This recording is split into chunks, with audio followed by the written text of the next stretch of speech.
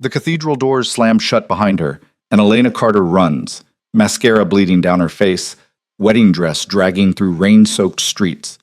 200 guests just watched Ryan Whitmore destroy her at the altar, calling her a mistake his family can't afford. Her mother's medical bills are drowning her. Her apartment lease ends in 3 days. She has nothing left. Then a black car pulls up beside her, and a man she's never met leans out. "Get in, Elena. I have a proposition that will make Ryan Whitmore regret every word he just said. If you want to see revenge served cold, stay until the end. Hit that like button and comment your city so I can see how far this story travels." The rain came down in sheets, which felt appropriate, like the universe itself had decided to weep for Elena Carter's spectacular humiliation. She stumbled down the cathedral steps, her wedding dress already ruined, the hem black with grime and water. Behind her, the massive oak doors remained firmly shut, as if the building itself wanted to forget she'd ever been inside. 200 people had just watched her fiancé destroy her. Not quietly, not privately. Ryan Whitmore had done it at the altar, with the priest standing right there, with both families seated in the front pews. He'd waited until the moment when the priest asked if anyone objected to the union, then he'd turned to face the crowd himself. "I do," he'd said, his voice carrying through the vaulted space with perfect clarity. "I object to this marriage because Elena Carter is not the woman I thought she was. She's a fraud who hid her family's poverty, her mother's gambling debts, and her own desperate financial situation. My family deserves better than a gold digger." Elena had stood there, frozen, the bouquet trembling in her hands, unable to process what was happening. Her mother, pale and sickly in the third row, had let out a strangled sound. Ryan's mother, Victoria Whitmore, had looked pleased. It had all been a setup, a calculated public execution. She tried to speak, to defend herself, but Ryan had already turned to the priest. "There will be no wedding today. Please escort Miss Carter out." Miss Carter. Not even his fiancée anymore. Just a mistake to be removed. Now she ran blindly through streets she barely recognized, her mind spinning in useless circles.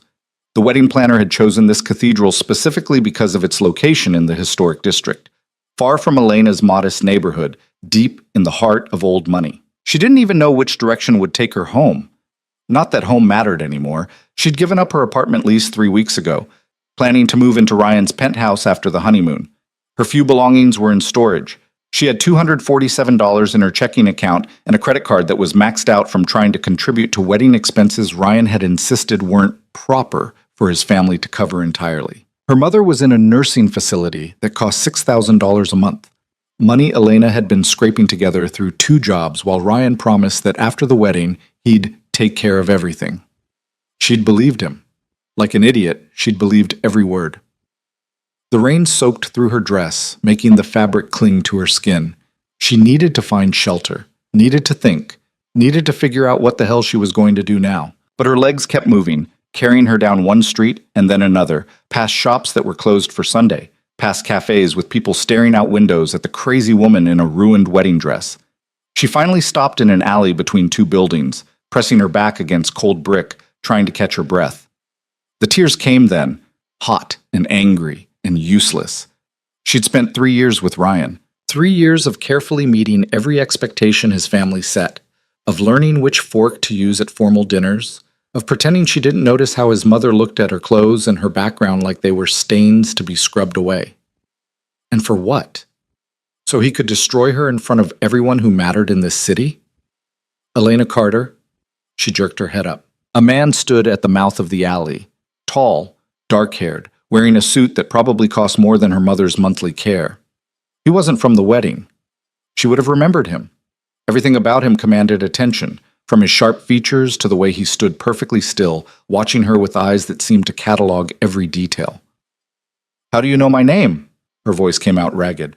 "I know quite a bit about you." He stepped closer, and she tensed, but something in his posture wasn't threatening. It was assessing.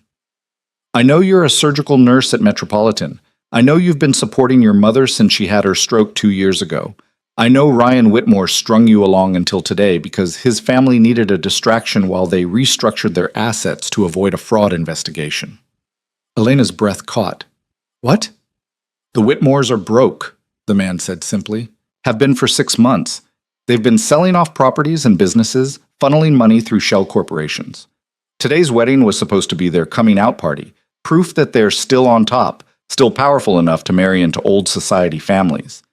Your family might not have money, but your bloodline goes back 4 generations in this city.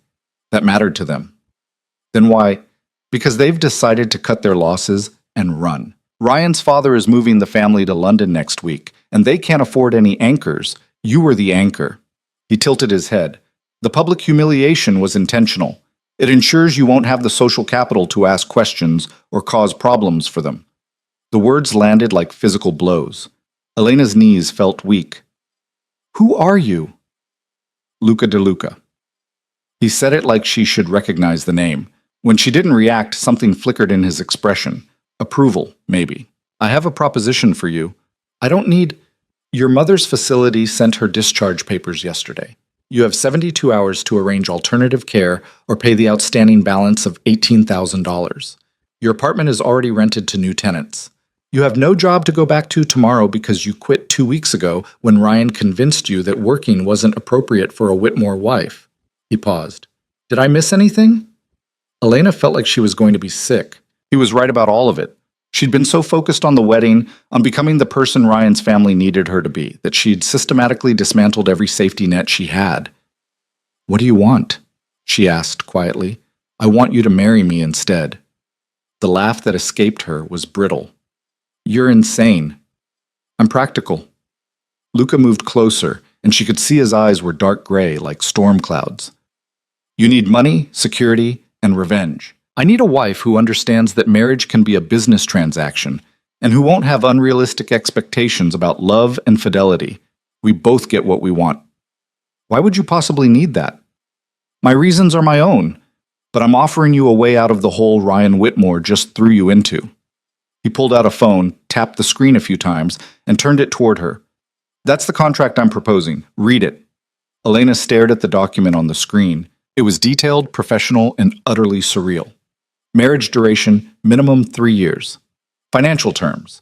All her debts cleared immediately, $10,000 monthly allowance, full medical care for her mother in a top-tier facility. Her obligations. Appear with him at social and business functions. Maintain the appearance of a legitimate marriage. Sign a comprehensive NDA. This is insane, she repeated, but her voice was weaker now. This is survival. Luca's tone didn't change. In 10 minutes, I'm getting back in my car. If you come with me, we'll have you married by tomorrow morning. I have connections at the courthouse. If you don't, you're on your own with no money, no home, and a mother who needs care you can't provide. You don't even know me. I know enough. You're proud but not stupid, loyal but not a martyr. And right now you're angry enough to take a risk if it means Ryan Whitmore sees you win. He lowered the phone. Am I wrong? She wanted to say yes, wanted to tell this stranger to go to hell and figure things out on her own. But the truth was staring her in the face. She had nothing, no leverage, no options, no time. And the image of Ryan's satisfied smile as she'd fled the cathedral made something dark and furious coil in her chest. If I say yes, she said slowly, what happens to the Whitmores? Luca's expression didn't change, but something cold flickered in his eyes. What do you want to happen to them? I want them to regret it, all of it. Then we have an agreement. He held out his hand. Come with me, Elena. Let's give them something to regret. She looked at his hand for a long moment. This was crazy. She didn't know this man, didn't know what his real motives were, didn't know what she was actually agreeing to. Every rational part of her brain was screaming to walk away, but she was so tired of being rational. Being rational had gotten her humiliated at the altar. Elena placed her wet, trembling hand in his. His grip was warm and steady. All right, she whispered. Let's do it. Luca's car was a black Mercedes with tinted windows and leather seats that probably cost more than Elena's entire wardrobe. A driver opened the door for her without comment on her bedraggled appearance, and she slid inside, suddenly aware of how ridiculous she must look, wedding dress and all. Luca got in beside her and immediately pulled out his phone, typing rapidly. We're going to my house first. You'll need clothes and time to compose yourself before we handle the legal paperwork. Where do you live? North Shore. He didn't look up from his phone. Elena blinked.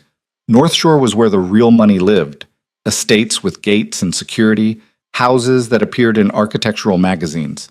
Ryan's family had a property there, though they'd been trying to sell it for months, according to what Luca had said. "I can't just disappear," she said. "My mother is being transferred to Brightwater Manor as we speak. I made the arrangements while you were deciding." He finally looked at her. "I told you I handle things efficiently. You were that sure I'd say yes. I was that sure you're smart enough to recognize an opportunity."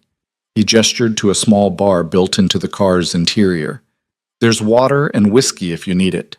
She grabbed the water, hands still shaking. "Why are you doing this? And don't tell me it's just because you need a wife. Rich men don't need to rescue ruined brides in alleys for that." "You're right." Luca put his phone away and turned to face her fully. "I need a wife who's presentable, intelligent enough to handle high society functions, and who won't ask questions about my business. Most importantly, I need someone who has no connections to the families I work with, someone who won't be a security risk." "What business are you in?" "Several. Import/export, real estate, private security consulting." His tone made it clear that was all the details she'd get. "What matters is that being married provides me certain advantages in negotiations and appearances. And having a wife with an interesting backstory, the woman who was humiliated by Ryan Whitmore only to land on her feet spectacularly, will make those appearances even more effective." "I'm a prop," Elena said flatly. "We're both props in each other's arrangements. That's what makes it fair." He studied her face. "Having second thoughts?" She should be, but the alternative was going back to nothing, to watching her mother deteriorate in some state facility, while Elena scrambled for jobs that wouldn't hire her because Ryan's family had probably already poisoned every well in the city. "No," she said. "No second thoughts. But I want to know what I'm actually walking into. You said you handle several businesses. What does that mean?" Luca was quiet for a moment, and Elena got the distinct impression he was deciding how much truth to give her. Finally, he said, "It means I operate in spaces where the law is more of a guideline than a rule. I have enemies, which is why security at my home is extensive. I have allies who are dangerous people, and I have a reputation for being someone you don't cross. You're in the Mafia." It wasn't a question. "That's a simplistic term for a complex reality, but essentially yes." He said it so calmly, like he was discussing the weather. "Does that change your answer?" "It should. It absolutely should."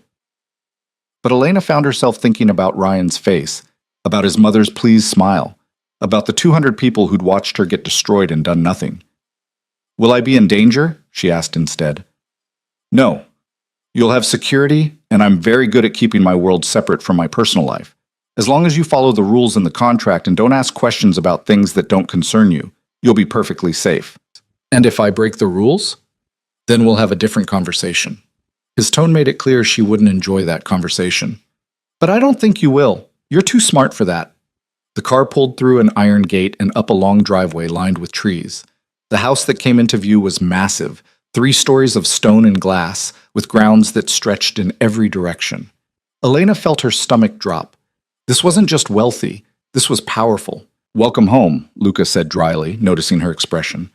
"Try not to look too overwhelmed at public events. Part of selling this marriage is you appearing comfortable in this world." "I'll do my best," Elena muttered. The driver opened her door and she stepped out onto cobblestones, acutely aware that she was still wearing a ruined wedding dress. A woman appeared at the front door, older, with sharp eyes and a professional demeanor. "This is Teresa," Luca said, coming around the car. "She manages the household staff. Teresa, this is Elena Carter. She'll be staying here and tomorrow she'll be Elena DeLuca." Teresa's expression didn't flicker. "Of course, sir. Miss Carter, if you'll follow me, I'll show you to your room and arrange for some appropriate clothing." "Thank you," Elena managed. She followed Teresa into the house, through a foyer with marble floors and a chandelier that probably cost more than her mother's medical bills, up a curved staircase, and down a hallway lined with art that looked museum quality. Teresa opened a door to a bedroom that was bigger than Elena's entire former apartment. "The bathroom is through there," Teresa said, pointing. "I'll have clothing brought up within the hour. Dinner is at 7 if you'd like to join Mr. DeLuca, or I can have something sent to your room." "I'll eat in my room," Elena said quickly. She needed time to process this, to figure out what she'd just agreed to. "Very well. Is there anything else you need?" A phone charger? Mine died during... She couldn't finish the sentence. I'll bring one immediately. Teresa paused at the door. Miss Carter? Mr. DeLuca is many things, but he keeps his word. If he's promised you something, he'll deliver. Then she was gone, leaving Elena alone in a bedroom that belonged in a magazine spread. She walked to the window and looked out at manicured grounds that seemed to go on forever. In the distance, she could see a pool house and what looked like a tennis court. 24 hours ago, she'd been putting final touches on her wedding day timeline, excited about marrying Ryan and starting their life together. Now she was standing in a stranger's mansion, having agreed to marry a man who'd just admitted to being in the Mafia, all because she had no other choice. Elena caught sight of herself in a full-length mirror and almost laughed at the absurdity. She looked like something from a horror movie, wedding dress destroyed, makeup running down her face, hair plastered to her head. The girl in that mirror looked broken. But as Elena stared at her reflection, she felt something else rising beneath the shock and fear. Something that felt like anger, sharp and clarifying. Ryan had thrown her away like garbage. His family had used her and discarded her, and they'd done it publicly, confident that she had no power to fight back. They were wrong. Elena turned away from the mirror and started working on the buttons of the ruined dress. Luca DeLuca might be using her for his own purposes, but she'd use him right back. This marriage would give her security, revenge, and a chance to rebuild. And when she walked back into that world that had watched her fall, she'd make sure everyone understood. Elena Carter was done being a victim. The next morning came too fast. Elena had barely slept, spending most of the night reading through the contract Luca had sent to a tablet Teresa delivered with her clothes. The document was thorough to the point of being invasive, detailing everything from public behavior expectations to financial arrangements to what would happen if either of them wanted out before the 3-year minimum. What struck her most was how cold it all was. This wasn't a marriage. It was a merger with extremely specific terms and conditions. At 8 a.m., there was a knock on her door. Luca's voice came through. The courthouse appointment is at 10. We need to leave in 45 minutes. Elena stared at the ceiling. This was it. Last chance to back out, to say this was insane and take her chances on her own. She got up and went to the closet where Teresa had hung several outfits. For a wedding at the courthouse, she chose something simple.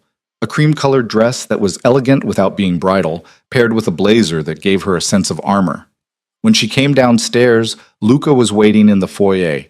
He'd changed into a different suit, charcoal gray this time, and he studied her appearance with the same assessing look from yesterday. You clean up well, he said. Not a compliment, just an observation.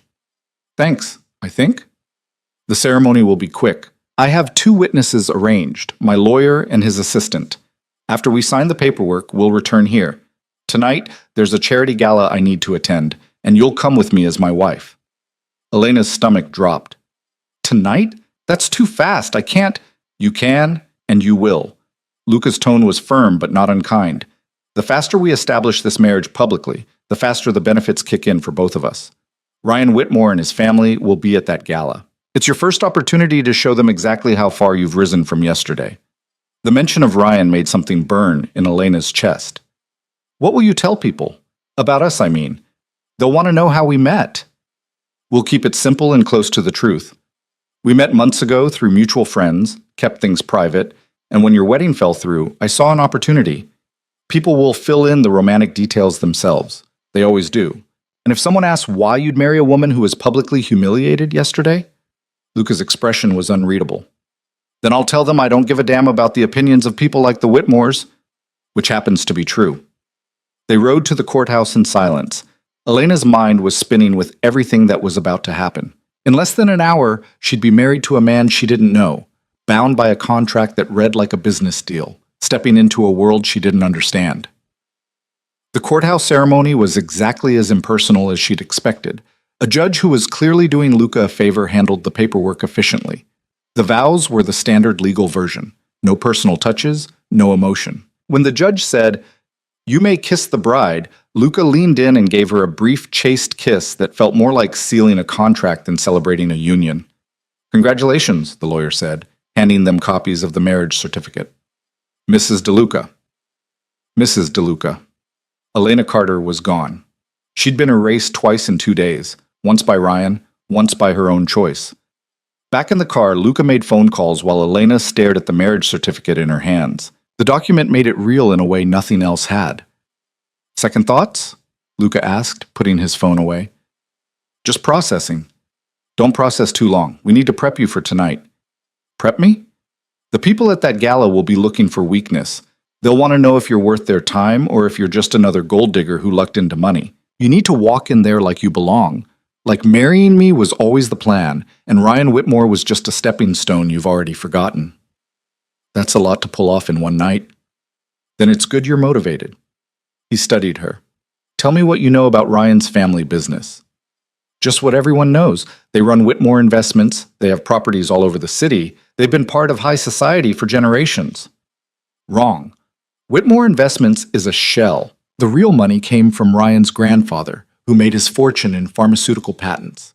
That money was supposed to sustain 3 generations, but Ryan's father gambled it away trying to break into hotel development. They've been selling assets for 2 years, hiding it behind strategic restructuring narratives. Luca leaned back. Tonight, that information is going to become public knowledge. The business section of every major paper will run stories tomorrow morning about the Whitmore Empire's collapse. Elena's eyes widened. How do you know that? Because I'm the one who sold the story to the papers. I've had reporters investigating the Whitmores for months waiting for the right time to publish. His expression was cold. That time is now. When you walk into that gala tonight, the Whitmores will be scrambling to contain a scandal that's about to destroy them. And you'll be on my arm, untouchable. You planned this. It wasn't a question. Even before yesterday. I planned to destroy the Whitmores, yes. Running into you yesterday was coincidence, but useful coincidence. This way, you get revenge and I get a wife who has personal motivation to help me bury them. He tilted his head. Does that bother you? It should. But Elena found herself thinking about Ryan's voice in the cathedral, about Victoria Whitmore's pleased smile, about the whispers that had followed her as she ran. No, she said quietly, it doesn't bother me at all. The rest of the day was a blur of preparation. Teresa assigned Elena a stylist who arrived with racks of evening gowns. A hairdresser and makeup artist followed. By 6 p.m., Elena barely recognized herself in the mirror. The gown was emerald green silk that fit like it had been made for her, with a neckline that was elegant without being revealing. Her hair was styled in loose waves, and the makeup was dramatic but sophisticated. Diamond earrings that Teresa brought in a locked case completed the look. Mr. DeLuca will meet you downstairs at 7, Teresa said, supervising the final touches. Remember to stand straight, make eye contact, and don't apologize for anything. You're a DeLuca now. Act like it. When Elena descended the stairs at 7, Luca was waiting in the foyer. He'd changed into a tuxedo that made him look even more intimidating than usual. His eyes traveled over her appearance with that same assessing look. Perfect, he said. Not a compliment, an evaluation. One more thing. He pulled a small box from his pocket and opened it. Inside was a ring, a flawless emerald surrounded by diamonds set in platinum. It was breathtaking and probably worth more than Elena's entire former life. Give me your hand. She extended her left hand, and he slid the ring onto her finger. It fit perfectly, which shouldn't have surprised her at this point. Luca seemed like the type who got every detail right. This stays on at all times in public, he said. It's a statement. What kind of statement? That you're mine, and that I don't do anything halfway. He offered his arm. Ready? No, she wasn't ready at all, but she took his arm anyway, and they walked out to the car. The gala was being held at the Belmont Hotel, one of the city's most prestigious venues. As they pulled up to the entrance, Elena could see photographers and a red carpet. This wasn't just a charity event, it was a scene. Smile, Luca said as the driver opened the door. And remember, you're exactly where you're supposed to be. They stepped out, and immediately the cameras started flashing. Elena felt Luca's hand at the small of her back, steady and grounding. They moved down the carpet, and she heard whispers around them, people recognizing her, recognizing him, trying to piece together what this meant. Inside, the ballroom was filled with the same people who'd been at the cathedral yesterday. Elena recognized faces from the wedding, Ryan's business associates, his parents' friends, the society women who'd once looked at her like she was beneath them. Now those same people stared at her with confusion and something that looked like fear. Elena? She turned. Ryan stood 5 feet away, his face pale. He looked like he'd seen a ghost. Hello, Ryan, she said calmly. His eyes traveled from her face to Luca, then down to the ring on her finger. What is this? What are you doing? Attending a charity gala with my husband. She said it simply, like it was the most natural thing in the world. Luca, this is Ryan Whitmore. Ryan, meet Luca DeLuca. Luca extended his hand, and after a frozen moment, Ryan shook it. Elena could see the confusion in Ryan's eyes. He knew the DeLuca name, knew it meant power and danger, and he couldn't figure out how Elena had gone from humiliated bride to this man's wife in 24 hours. I don't understand, Ryan said, looking at Elena. Yesterday I was making a mistake, Elena interrupted. Today I corrected it. Turns out getting left at the altar was the best thing that could have happened to me. Ryan's face flushed. Elena, you can't just... Actually, I can. She smiled, and it felt like putting on armor. Now, if you'll excuse us, my husband and I have people to see. She walked away on Luca's arm, leaving Ryan standing there looking like his world had just tilted off its axis. Her heart was pounding, but she kept her head high, her stride confident. Well done, Luca murmured. You're a natural. They spent the next hour circulating through the gala. Luca introduced her to people, business associates, politicians, society figures, and Elena played her part perfectly. She smiled, made small talk, and didn't flinch when people asked pointed questions about her sudden marriage. It was a whirlwind, she'd say with a mysterious smile. Sometimes you just know. Then, at 9 p.m., everything changed. Elena was talking to a city councilwoman when she noticed a commotion near the entrance. Ryan's father, Charles Whitmore, was having an intense conversation with another man, his face red and angry. Victoria Whitmore looked stricken. Excuse me, Luca said to the councilwoman. He guided Elena toward a quiet corner. It's starting. What's starting? Watch. Within minutes, the whispers spread through the ballroom like wildfire. Elena caught fragments of conversation. Whitmore Investments is bankrupt. Fraud investigation. Selling everything. The Whitmores were being destroyed in real time, and everyone was watching it happen.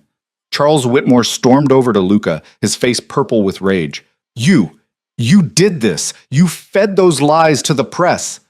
I fed the truth to the press, Luca corrected calmly. There's a difference.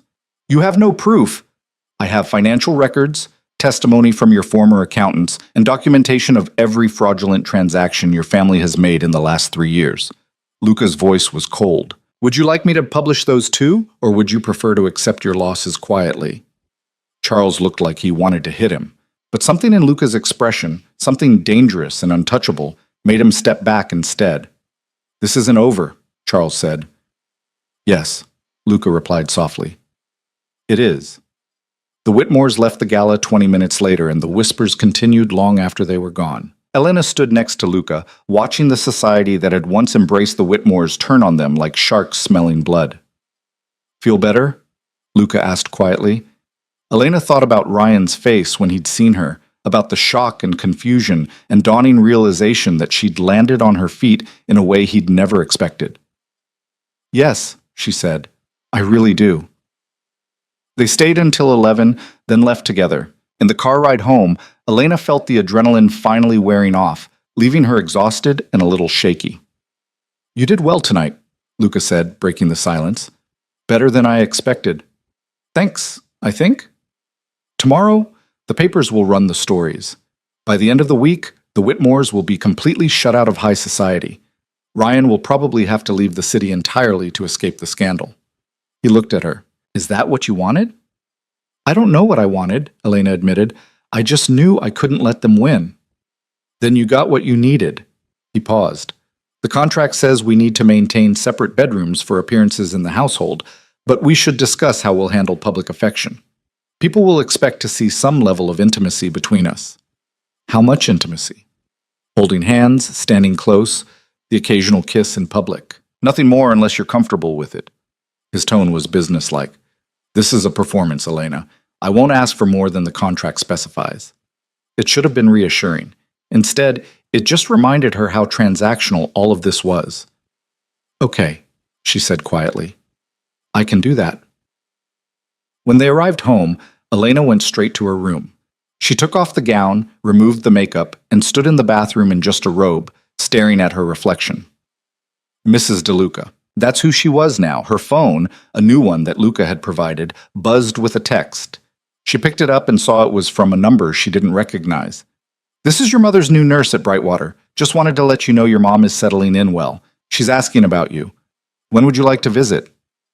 Elena's throat tightened.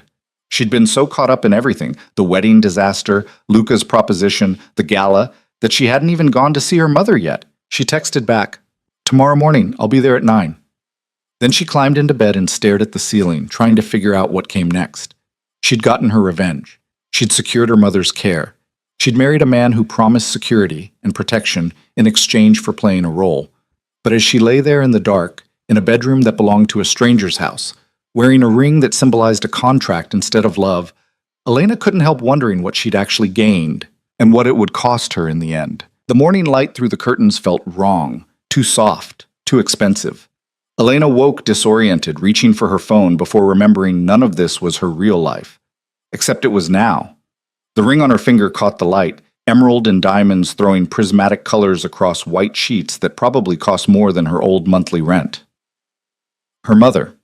She'd promised to visit at 9. Elena showered quickly, then stood in front of the closet Teresa had filled with clothes she'd never have chosen for herself. Everything was designer, perfectly tailored, and completely foreign to who she'd been 3 days ago. She picked a simple navy dress and flats, trying to hold on to something that felt like her.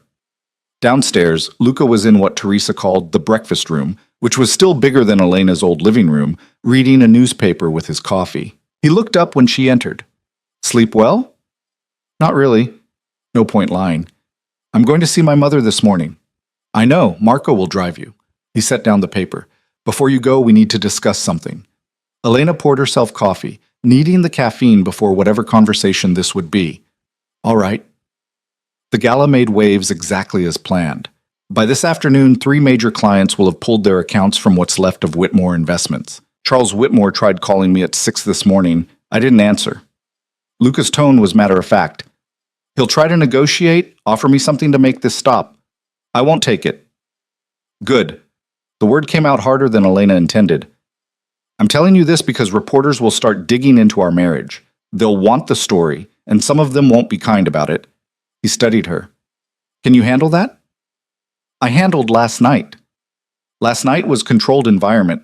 The press is different. They'll dig into your past, your mother's situation, every detail of what happened at that cathedral. They'll try to paint you as a gold digger or an opportunist." Elena set down her coffee cup. "Let them. I know what I am and what I'm not. Anyone who believes tabloid headlines isn't worth my time anyway." Something flickered in Luca's expression. Approval, maybe, or surprise. "Fair enough, but if any reporter approaches you directly, don't engage. Refer them to my PR team." "You have a PR team?" "I have teams for everything." He stood. Marco's waiting out front. "Your mother's nurse has been briefed on what to tell her, that you've married someone who can provide proper care for her, nothing more. Let her believe whatever version makes her comfortable." "You think of everything, don't you?" "I try to." Luca paused at the doorway. "Elena, your mother's care is guaranteed regardless of how this marriage plays out. That's in the contract. You don't need to worry about it being used as leverage." It should have been comforting. Instead, it just reminded her that every kindness in this arrangement came with terms and conditions. Marco turned out to be the driver from yesterday, quiet, professional, and built like he could break someone in half if needed. The drive to Brightwater Manor took 30 minutes through parts of the city Elena rarely saw, where the houses had gates and the streets had names instead of numbers. Brightwater itself looked more like a luxury hotel than a care facility. The lobby had marble floors, fresh flowers, and staff members who smiled like they actually meant it. The nurse who met Elena at reception was young, maybe 30, with kind eyes. "Mrs. DeLuca, I'm Sarah, your mother's primary nurse. She's doing wonderfully. We've adjusted her medications, and she's already responding well to the new physical therapy routine." Mrs. DeLuca. Elena still wasn't used to hearing it. "Can I see her?" "Of course." "She's in the sunroom. Fair warning, she's very excited to meet your new husband." Sarah smiled apologetically. "I mentioned you'd gotten married, and she's been asking questions all morning." Elena's stomach tightened. "What did you tell her?" "Just that you married someone who wants to make sure she gets the best care possible." She filled in the rest herself. "You know how mothers are." They walked down a hallway that smelled like lavender instead of antiseptic. past rooms with actual artwork on the walls. Sarah stopped at a doorway where sunlight streamed through floor-to-ceiling windows. Elena's mother sat in a chair by the window, looking healthier than she had in months. The stroke had left her right side weak, her speech sometimes slurred, but now her color was better and she was dressed in real clothes instead of a hospital gown. "Elena!" Her mother's face lit up, though her smile was still slightly crooked. "My baby girl, come here." Elena crossed the room and knelt beside her mother's chair, taking her hand carefully. "Hi, Mom. How are you feeling?" "Better. So much better. This place is—" Her mother's eyes filled with tears. "Honey, I don't understand. You said the wedding was off. That Ryan, and now Sarah says you're married to someone else?" "It's complicated, Mom." "Is he good to you?" Her mother squeezed Elena's hand with surprising strength. "This new husband?" Elena thought about Luca's cold efficiency, his calculated revenge, the contract that bound them. "He takes care of things. He's making sure you get proper treatment. But do you love him?" The question hit like a physical blow. Elena opened her mouth, closed it, tried to figure out how to answer without lying, but without telling the truth either. "I married him," she said finally. "That's what matters." Her mother studied her face with the too sharp perception that came from years of reading her daughter's moods. "Elena Marie Carter, you are a terrible liar. What's really going on?" "It's DeLuca now, actually. Elena DeLuca." She said the name carefully, testing how it felt. "And what's going on is that I made a choice that keeps you safe and taken care of. Can that be enough?" "Not if you're miserable." "I'm not miserable. I'm just adjusting." Elena squeezed her mother's hand. "Ryan would have been a mistake, Mom. I see that now. This is better. You loved him." "I loved who I thought he was. Turns out I was wrong about that." The bitterness crept into her voice despite her best efforts. "He humiliated me at the altar because his family decided I wasn't good enough, in front of everyone." Her mother's expression hardened. "He did what?"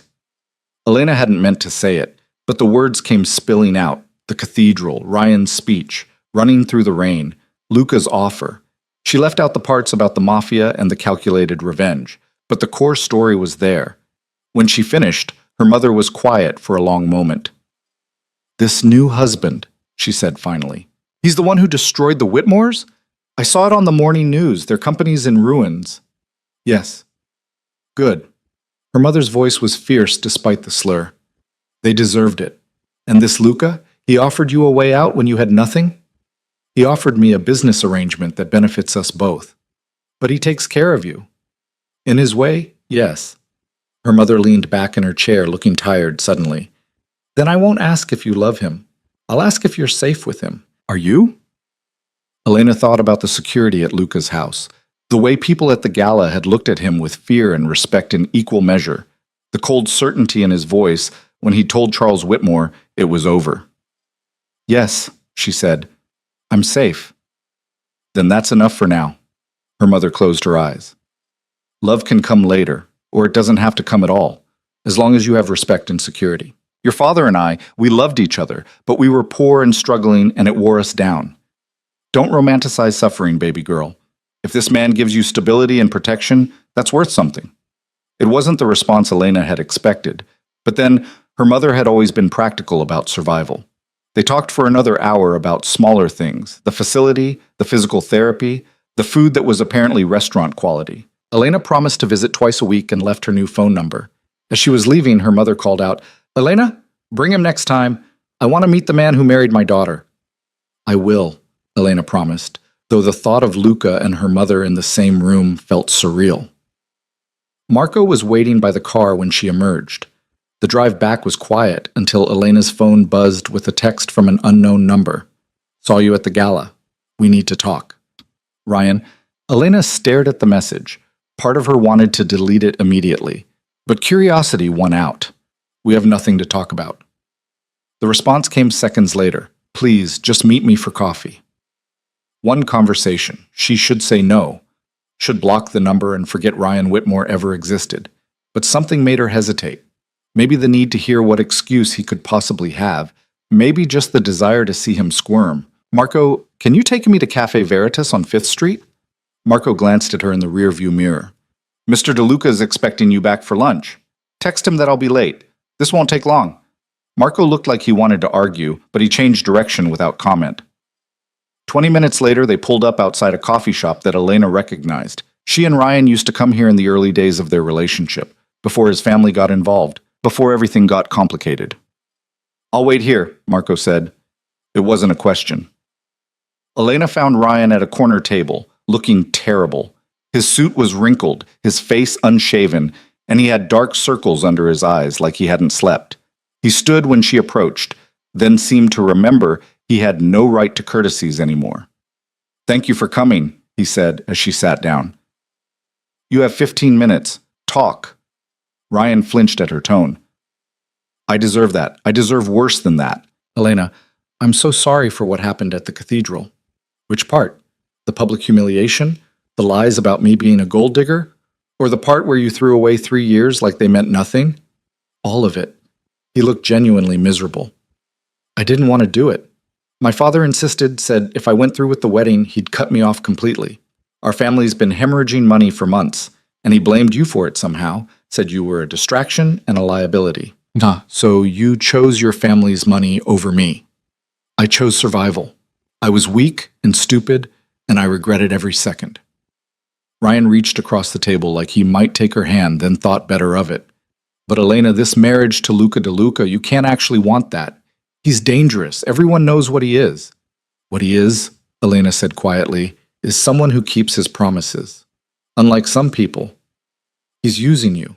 Can't you see that?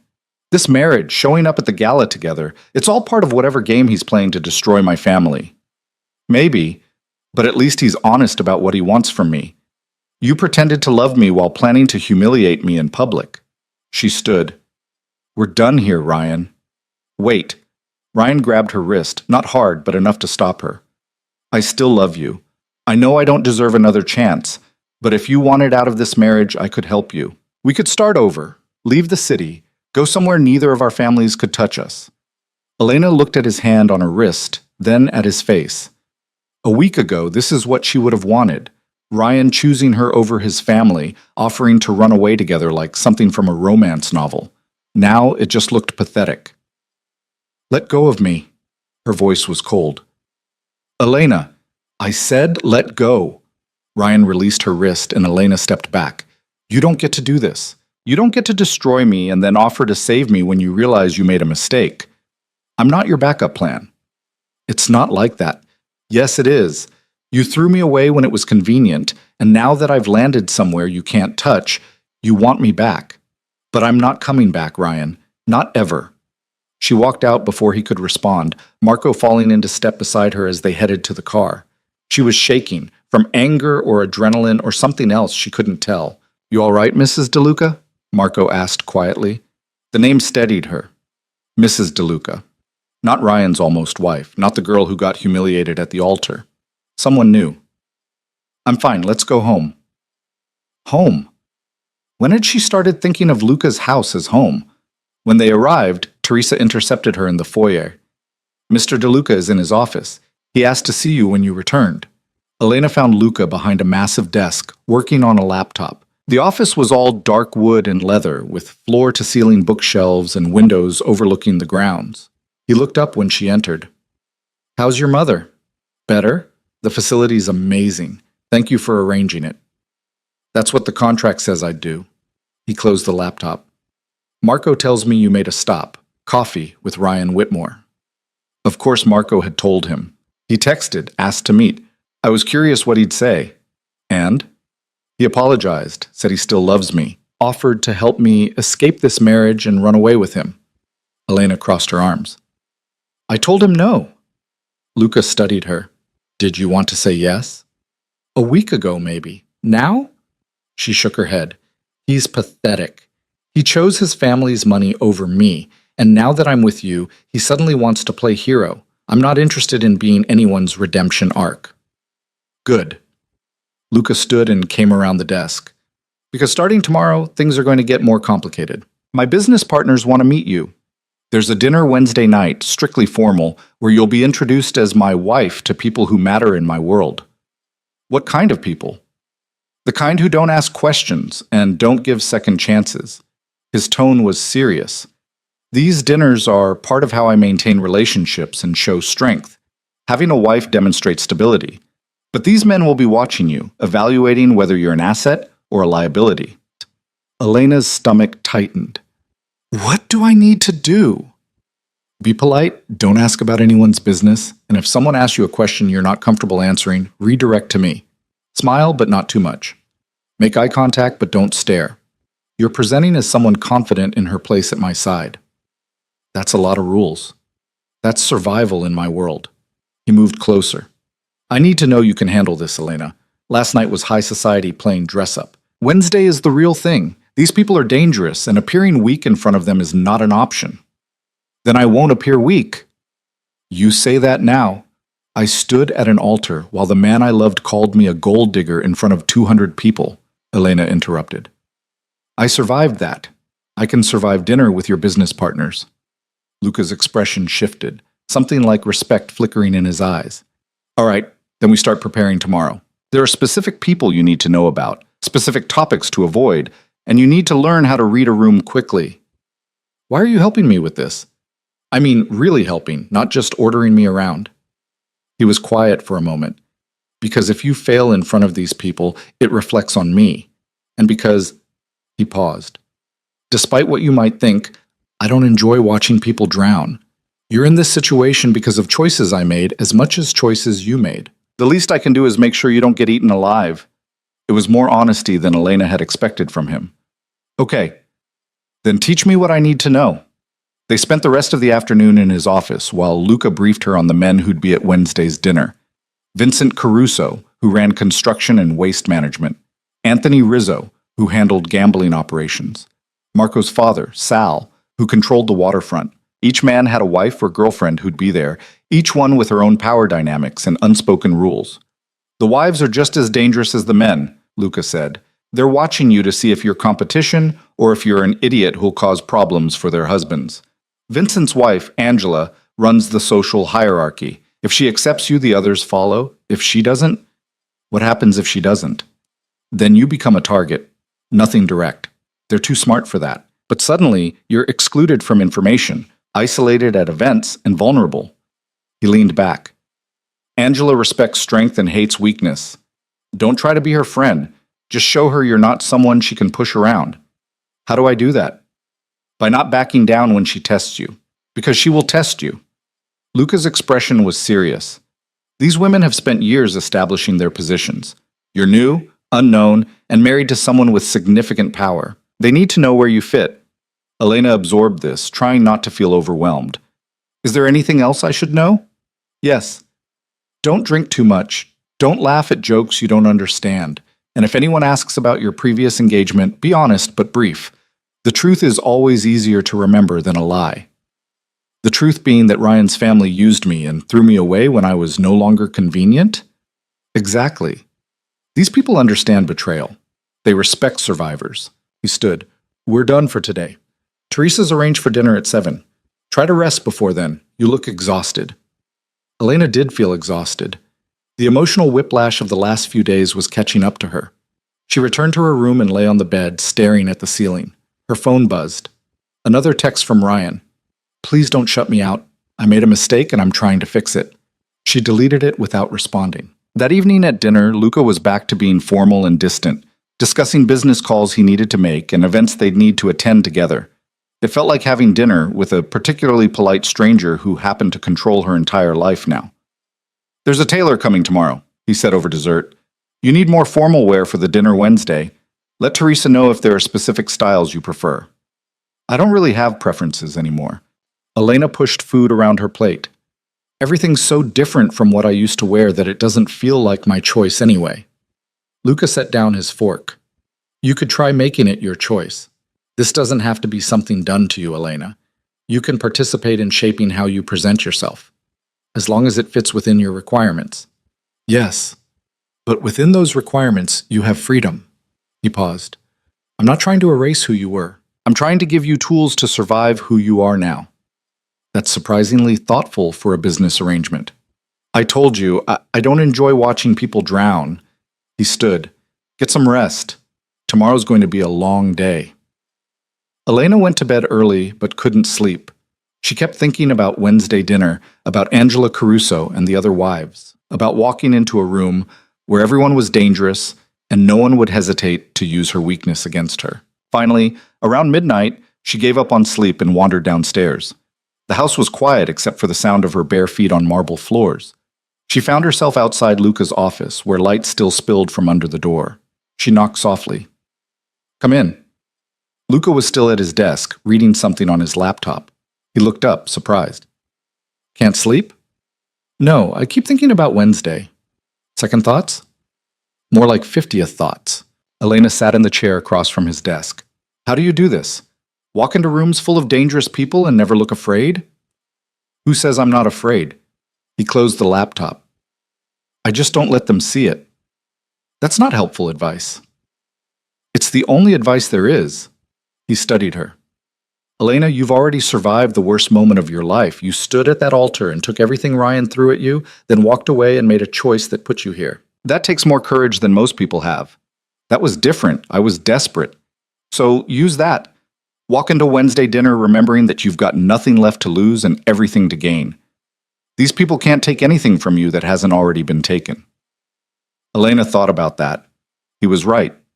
She'd already lost everything. Her dignity, her future with Ryan, her old life. What could Angela Caruso or anyone else possibly do to her that would be worse than standing at that altar? "Okay," she said quietly. "I can work with that." "Good." Luca stood and moved to the small bar in the corner of his office. "Drink?" "I probably shouldn't. One drink won't hurt, and you look like you could use it." He poured 2 glasses of whiskey and handed her one. "To surviving." Elena raised her glass. "To surviving." The whiskey burned going down, but it was grounding. They sat in comfortable silence for a moment before Elena asked, "Can I ask you something?" "Depends on the question." "Why me? I mean, really, you could have found any number of women willing to marry you for money and security. Why pick someone you found in an alley having the worst day of her life?" Luca swirled his whiskey, considering. "Because you were desperate enough to say yes without asking too many questions. Because you had personal motivation to help me destroy the Whitmores. And because—" He paused. "Because when I offered you that contract, you read every word before agreeing. Even soaking wet and heartbroken, you were smart enough to know what you were signing. That suggested you'd be smart enough to handle the rest of this. That's very calculated. That's how I stay alive." He met her eyes. "But if you're asking whether I feel anything beyond strategic convenience, the answer is, I don't let myself feel much of anything. It's safer that way." "That sounds lonely." "It's practical." He finished his whiskey. "Go to bed, Elena. Tomorrow we have work to do." She went back upstairs, but his words stayed with her. Luca De Luca had built a life where everything was calculated, where people were assets or liabilities, where feeling things was dangerous. And somehow, Elena had become part of that life. Tuesday blurred past in preparations. The tailor came and went, taking measurements and showing Elena fabric samples that all looked expensive and foreign. Teresa drilled her on proper table settings and which topics were safe for small talk. Luca ran her through scenarios: what to say if someone asked about her background, how to deflect questions about his business, how to excuse herself gracefully if a conversation turned uncomfortable. By Tuesday night, Elena's head was spinning with rules and expectations and the growing weight of Wednesday's dinner. "You're overthinking it," Luca said as they reviewed everything one last time. "Just be yourself, filtered through the requirements we've discussed." "That's like saying just breathe, but only with approved air." He almost smiled. "You'll be fine. Trust me." "I don't know you well enough to trust you."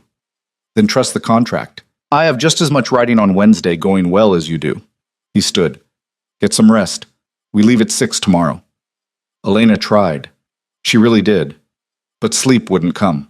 And eventually she gave up and sat by the window, watching moonlight on the grounds, trying to prepare herself for walking into a room full of people who could destroy her with a word.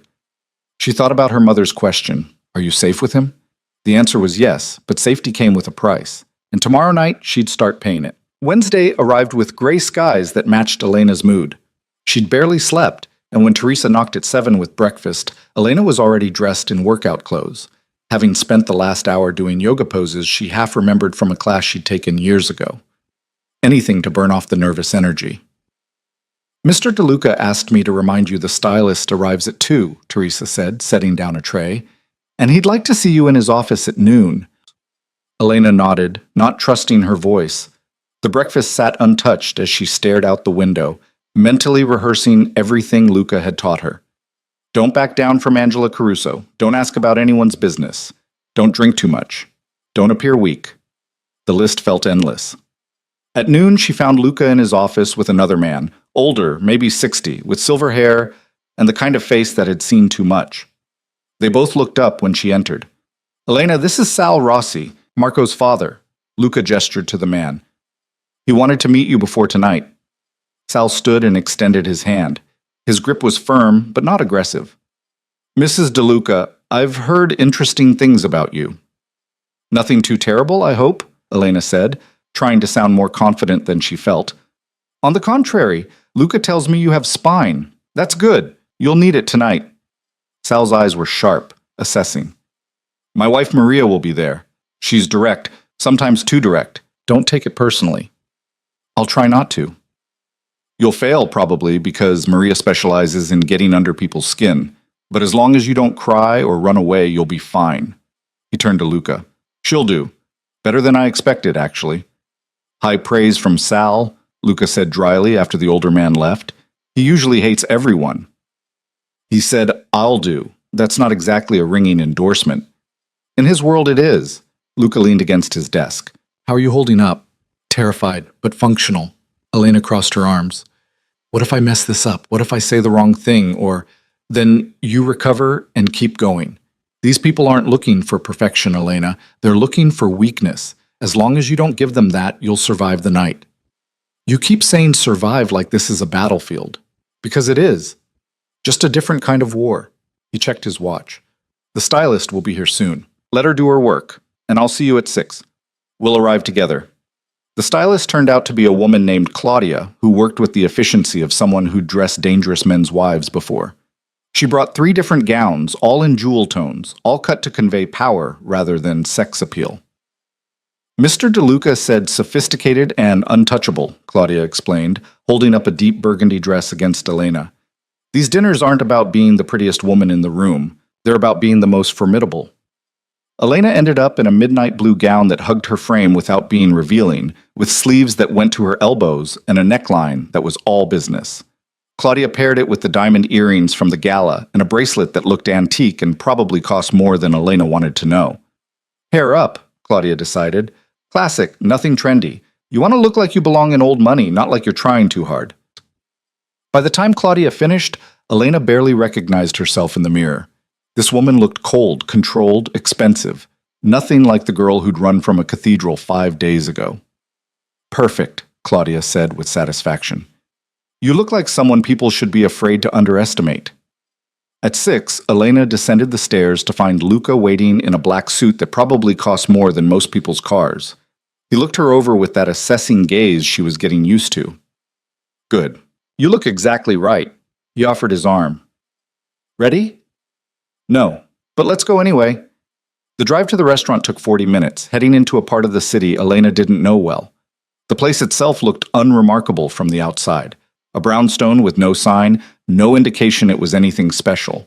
But when Luca opened the door, Elena understood immediately that this was the kind of establishment where reservations didn't exist, because the people who came here didn't need them. A man in a suit that screamed security nodded to Luca.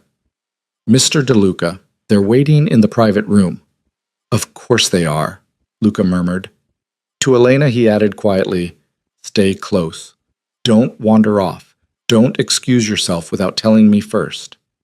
They walked through a main dining room where conversation stopped as people noticed Luca. The private room in the back was intimate, a single round table set for 12, with wine already breathing and low lighting that created shadows in corners.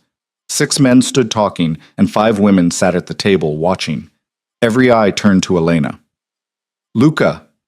A man in his 50s stepped forward. Vincent Caruso, Elena remembered from Luca's briefings. About time. We were starting to think you'd gotten cold feet about introducing us to this mysterious wife of yours. Traffic was terrible, Luca said smoothly. Vincent, everyone, this is Elena. Elena, This is the group I told you about. The introductions blurred together. Vincent and Angela Caruso, Anthony and Teresa Rizzo, Sal and Maria Rossi, and three other couples whose names Elena struggled to hold on to. But it was Angela who commanded attention. Late 40s, still beautiful in a sharp-edged way, wearing a dress that cost more than some people's monthly salary. Her eyes traveled over Elena with the precision of a surgeon looking for the exact place to cut. "So you're the one who was supposed to marry Ryan Whitmore," Angela said, her voice carrying across the room. That must have been embarrassing. The other conversations stopped. Everyone was watching to see how Elena would respond. "It was humiliating," Elena said evenly. "But it turned out to be the best thing that could have happened to me. Otherwise, I wouldn't have married Luca." How convenient that he was waiting in the wings. Angela's smile didn't reach her eyes, almost like it was planned. Nothing about that day was planned. I was just lucky that when everything fell apart, someone was there to offer me something better. Elena met Angela's gaze steadily. "I don't believe in wasting time on regret.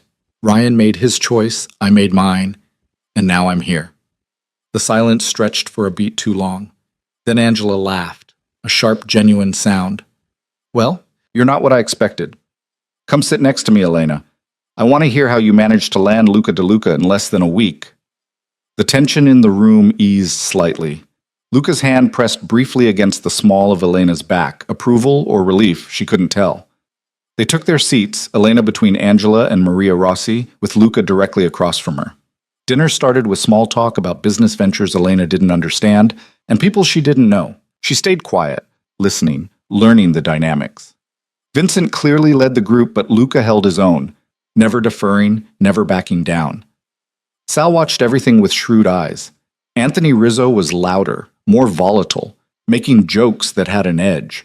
The wives, meanwhile, conducted their own parallel conversation about charity events and country club politics, and whose daughter was getting married. Elena participated when asked direct questions, but mostly observed, trying to figure out the hierarchy Angela had warned Luca about. "So, Elena," Maria Rossi said suddenly, her voice cutting through the chatter, "Luca tells us you were a nurse before you got married. Why'd you quit?" The question felt loaded. Elena chose her words carefully. "Ryan convinced me it wasn't appropriate for his wife to work. Turned out to be bad advice from someone I shouldn't have trusted. And now, will you go back to nursing?" This from Teresa Rizzo, who looked younger than the other wives and seemed nervous. "I haven't decided yet. Right now I'm focused on settling into my new life and making sure my mother gets the care she needs." "Your mother's sick?" Angela's tone sharpened. "What's wrong with her?" "She had a stroke 2 years ago. She needs full-time care." Elena met Angela's eyes. "That's partly why Ryan's family dismissed me. They saw my mother as a liability, an expense they didn't want to take on." "But Luca did." Angela looked across the table at Luca, something calculating in her expression. "Interesting." "My wife's family is my responsibility," Luca said simply. "That's how it works." The men at the table nodded. This was language they understood. Family, loyalty, obligation. Elena realized Luca had just claimed her mother as part of his family, putting her under his protection in a way that meant something to these people. Halfway through the main course, Angela leaned close to Elena and said quietly, "You're doing better than I expected. Most new wives either try too hard to fit in or cry in the bathroom by now." "Should I be insulted or flattered?" "Both, probably." Angela took a sip of wine. "Let me give you some advice, one wife to another. These men, our husbands, they're dangerous. They do things we don't ask about and probably don't want to know about. Our job is to maintain the appearance of normalcy, to run the social side of things, and to never, ever show weakness in front of the other families." "Why are you telling me this?" "Because Luca's been alone too long, and having a wife changes the dynamics. It makes him more approachable, more human. That can be good or bad depending on how you handle it." Angela's eyes were serious now. "Don't make him look weak. That's the only unforgivable sin in our world." "I'll remember that." "Good. Now smile and pretend we're talking about something boring like flower arrangements." Elena smiled and Angela launched into a detailed description of centerpieces for an upcoming charity gala that Elena was apparently now expected to help organize. The other wives joined in, and Elena found herself being absorbed into their world whether she wanted to be or not. The men's conversation turned to business, real estate deals and waterfront contracts and other things spoken in careful code. Elena caught Luca's eye once, and he gave her a subtle nod. She was doing okay. She hadn't failed yet. Then Anthony Rizzo, who'd been drinking steadily, said loudly, "So Luca, how does it feel knowing you got Ryan Whitmore's leftovers? That must sting, even for you." The table went silent. Elena felt her face flush, but before she could respond, Luca's voice cut across the room like ice. "Careful, Anthony. You're talking about my wife." "I'm just saying she was supposed to marry someone else. She was supposed to marry an idiot who didn't know what he had. I do." Luca's tone was pleasant, but there was steel underneath. "And if you value our friendship, you won't finish that sentence." Anthony raised his hands in mock surrender. "No offense meant. Just curious how it all went down so fast." "It went down fast because I don't waste time when I see something I want." Luca's eyes stayed on Anthony. "Elena's past with Whitmore is irrelevant. What matters is she's mine now, and anyone who disrespects her disrespects me. We clear?" Anthony nodded quickly. "Crystal clear. Sorry, Elena. No disrespect intended." "None taken," Elena said, though her heart was racing. She'd just watched Luca defend her honor in a room full of dangerous men, and the casual way he'd done it, the certainty in his voice when he said she was his, sent something complicated through her chest. Vincent Caruso cleared his throat. "On that note, let's talk about the waterfront project. Sal, you have the permits arranged?" The conversation moved on, but Elena was still processing what had just happened. Luca had claimed her publicly and unmistakably. Not because he loved her, they both knew this was a business arrangement, but because in his world, what was his was protected. No exceptions. After dinner, the group moved to a sitting area for coffee and dessert. The women clustered together while the men talked business in the corner. Angela poured Elena an espresso and said, "That was well played." "What was?" "Not reacting when Anthony was an ass, letting Luca handle it."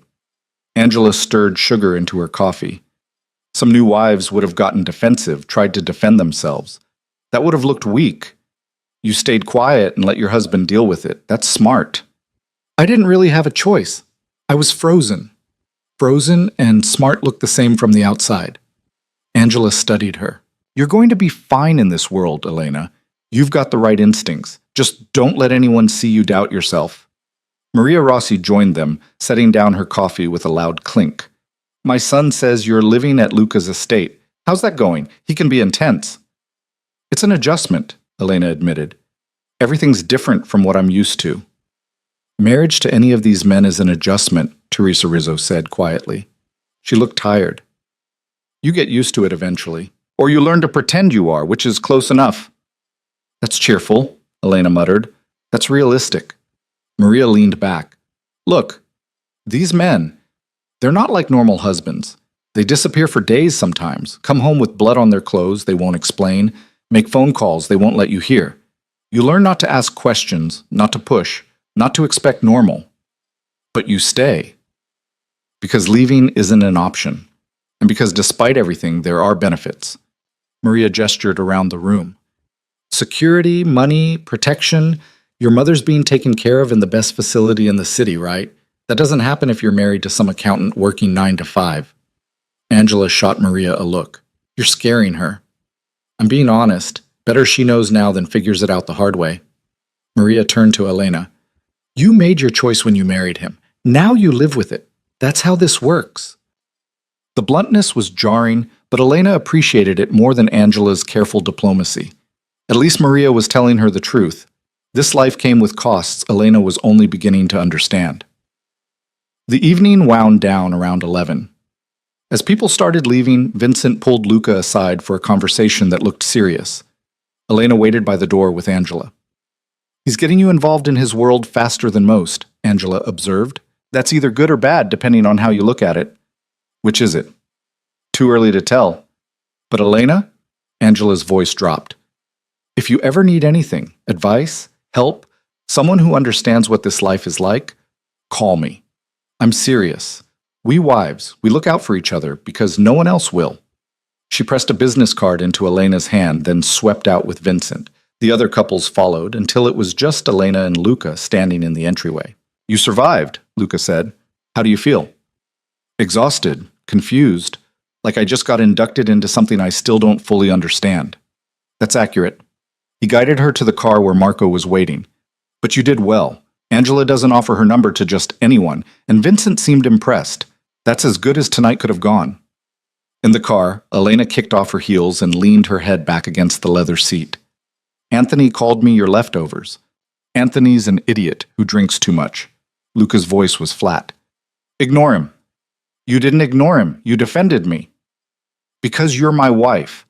That means something in our world, even if the marriage itself is a contract. He looked at her. I told you before, I keep my promises. Part of this arrangement is that you're under my protection. That includes your reputation. Thank you. It felt inadequate, but Elena didn't know what else to say. They drove in silence until Luca's phone rang. He answered, his expression darkening as he listened. When? How bad? All right, I'll handle it. Keep him there until I arrive. He ended the call and leaned forward. Marco, change of plans. Take us to the warehouse on Pier 7. Now? Elena asked. It's almost midnight. Problem that can't wait. Luca's tone had shifted. Colder now. All business. I'll have Marco take you home after I deal with this. What kind of problem? The kind you don't need to know about. He saw her expression and sighed. Elena, this is what Maria was talking about. There are parts of my life you're better off not understanding. But I'm supposed to just accept that you disappear to warehouses at midnight and not ask questions? Yes, that's exactly what you're supposed to do. His voice was firm. This isn't negotiable. The car pulled up to a dark building on the waterfront. Luca got out, then paused at the door. Marco, take Mrs. DeLuca home. Don't leave her until she's inside safely. Wait! Elena grabbed his arm before he could close the door. Be careful. Something flickered in his expression. Surprise, maybe. I'll be fine. This is just business. Then he was gone, walking into the warehouse with two men who'd appeared from the shadows. Marco pulled away from the curb, and Elena watched the building disappear behind them. Is he really going to be okay? She asked Marco. Mr. DeLuca can handle himself, Mrs. DeLuca. He's been doing this a long time. But that didn't answer whether he'd be safe. Elena spent the drive home imagining worst-case scenarios, then got angry at herself for caring. This was a business arrangement. Luca had made that clear from the beginning. What he did and where he went wasn't supposed to matter to her beyond how it affected their contract. Except it did matter. She'd watched him defend her tonight, watched him claim her as his in front of dangerous men, watched him walk into that warehouse without hesitation. And despite everything, despite the contract and the cold efficiency and the fact that this marriage was fake, she'd felt something when he'd said she was his. Something that scared her more than Angela Caruso or Anthony Rizzo or any of the dangerous people she'd met tonight. She was starting to care about Luca DeLuca. Back at the house, Teresa was waiting up. Mr. DeLuca called, said you did wonderfully tonight, and to make sure you had everything you needed. I'm fine, just tired. Elena headed for the stairs. Do you know when he'll be back? No, ma'am. He doesn't usually share that information. Elena went to her room and changed out of the gown, but she couldn't settle. She kept checking her phone, listening for the sound of a car in the driveway, trying to distract herself with television she wasn't really watching. At 2 a.m., she heard the front door open. She was out of bed before she'd consciously decided to move, padding down the hallway in bare feet and pajamas. Luca was in the foyer, taking off his jacket. There was blood on his shirt. Are you hurt?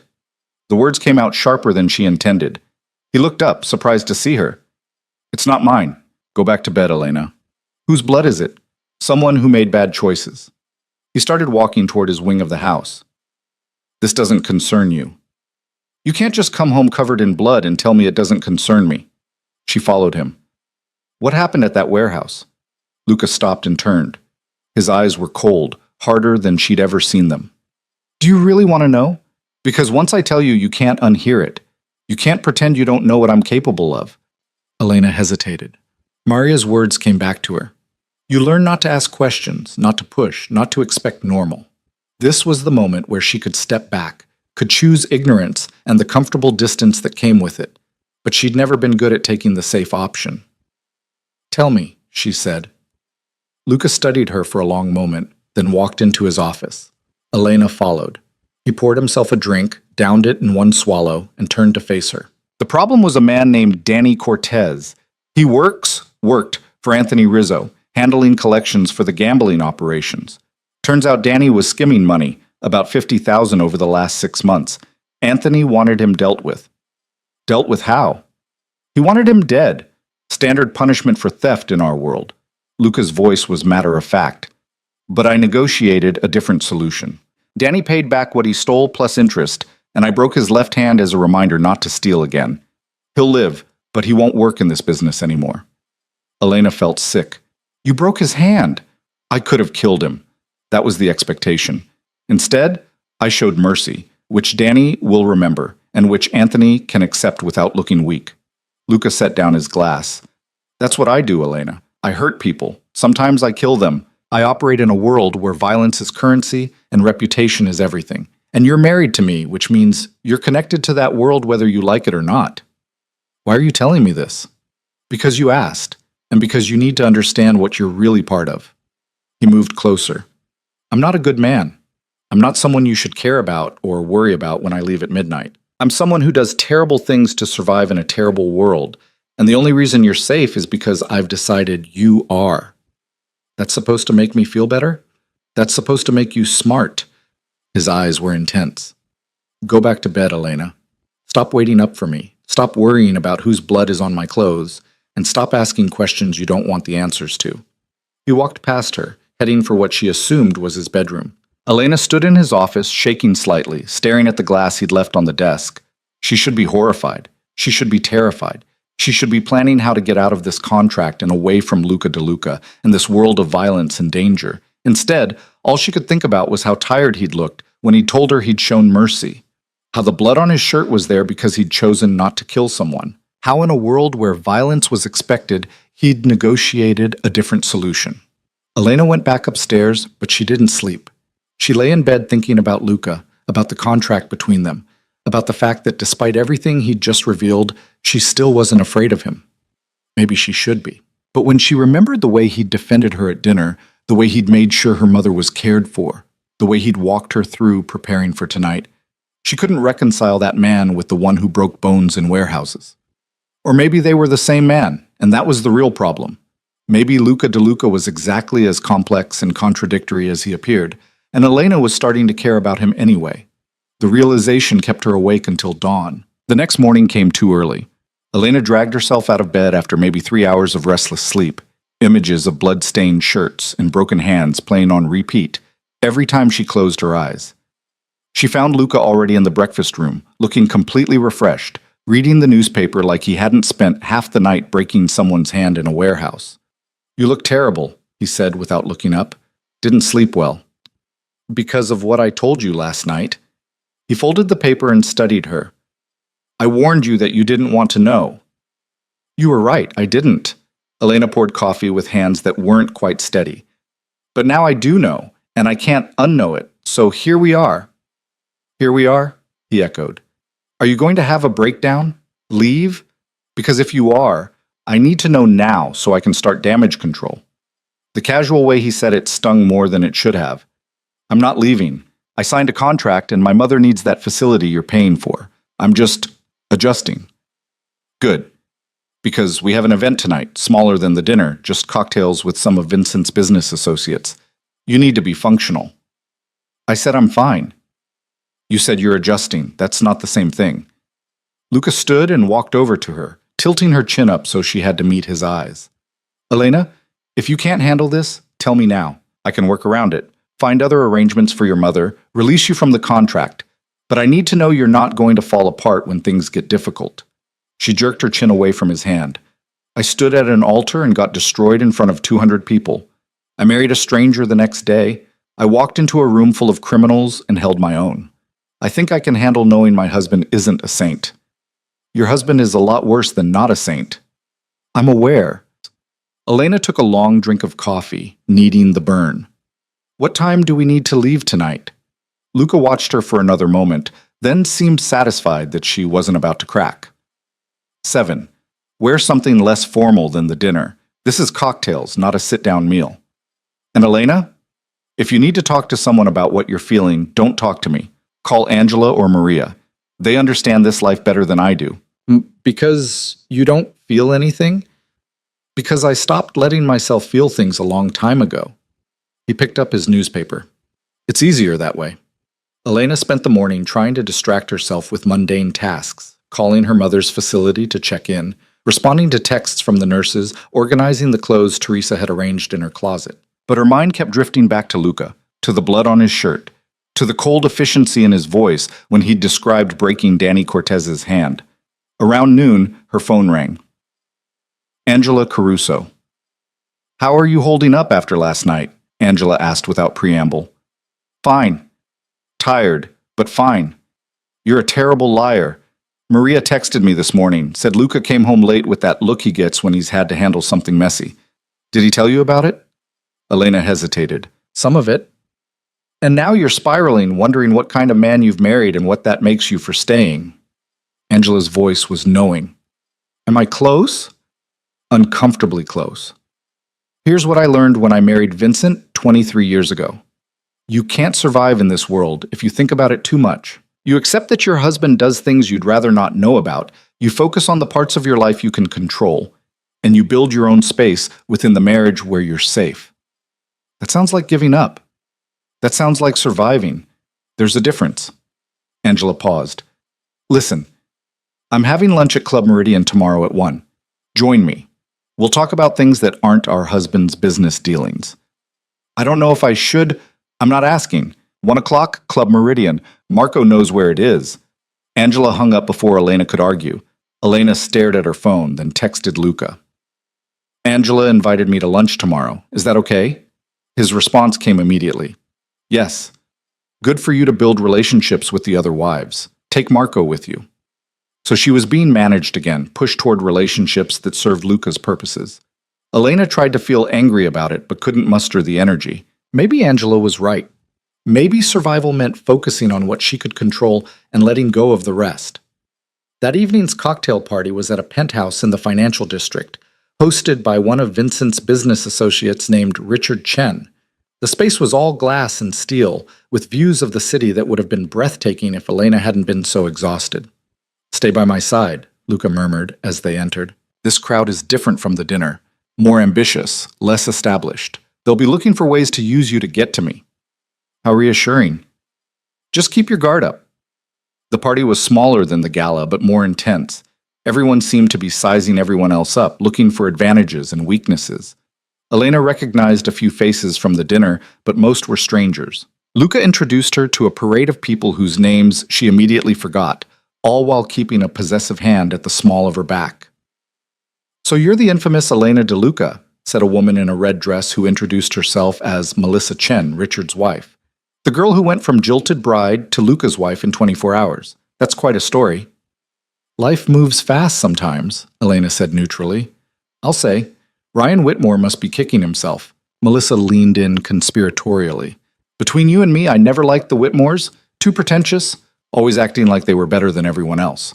It's nice to see them taken down a peg." "Several pegs, from what I hear," said the man next to her, Richard Chen himself. "Their company's basically defunct. They're selling their North Shore property, and Ryan's father is under investigation for fraud. Someone really did a number on them." His eyes flicked to Luca, who showed no reaction. "Karma's interesting that way," Elena said carefully. "Sometimes people get exactly what they deserve." Richard laughed. "Diplomatic. I like that. Luca, your wife is smarter than she looks." "She's smarter than most people in this room," Luca said coolly. "That's why I married her." The conversation moved on, but Elena felt the weight of Richard's assessment. These people were always watching, always measuring, always looking for an angle. It was exhausting. Halfway through the evening, Elena excused herself to find the bathroom. She was washing her hands when the door opened and a woman walked in. Young, maybe 25, wearing a dress that was trying too hard. "You're Elena, right? Luca's new wife?" The woman's smile didn't reach her eyes. "That's right. I'm Sophia.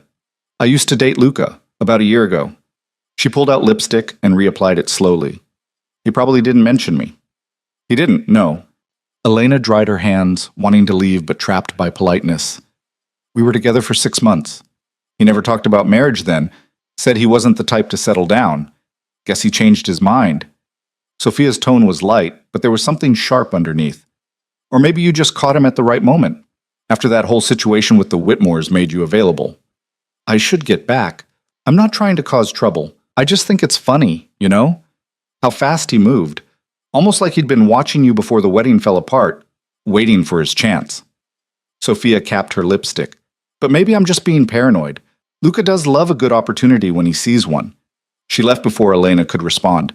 Elena stood there, her reflection staring back at her in the mirror, Sophia's words echoing in her head. Had Luca been watching her before the cathedral disaster? Had their encounter in that alley been less coincidence and more calculation than he'd admitted?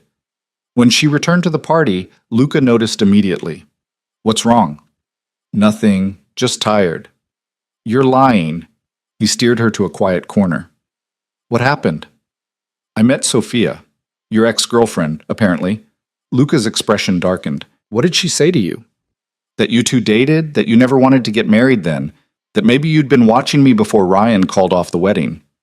Elena crossed her arms. Was any of that true? I dated Sophia briefly. It wasn't serious, and I ended it 6 months ago. As for the rest, he stopped, seeming to choose his words carefully. I knew who you were before we met in that alley. I'd researched the Whitmore family while planning how to destroy them, which meant I knew about Ryan's engagement. When I saw the wedding announcement, I saw your picture. Elena's stomach dropped. So you did plan it, the whole thing? No, I didn't plan for Ryan to humiliate you at the altar. That was his family's decision, not mine. I didn't plan to find you in that alley. But when I did, when you were desperate and vulnerable and had nowhere else to turn, I saw an opportunity and I took it. His voice was steady, unapologetic. That's what I do, Elena. I see opportunities and I exploit them. So I'm just another business move to you. You're a strategic advantage that also happens to benefit you. That's not the same as using you. He grabbed her arm when she started to turn away. Don't walk away from me in the middle of a party. People are watching. Then maybe you should have thought about that before admitting you've been manipulating me from the start. I haven't been manipulating you. I've been honest about what this marriage is, a transaction that serves us both.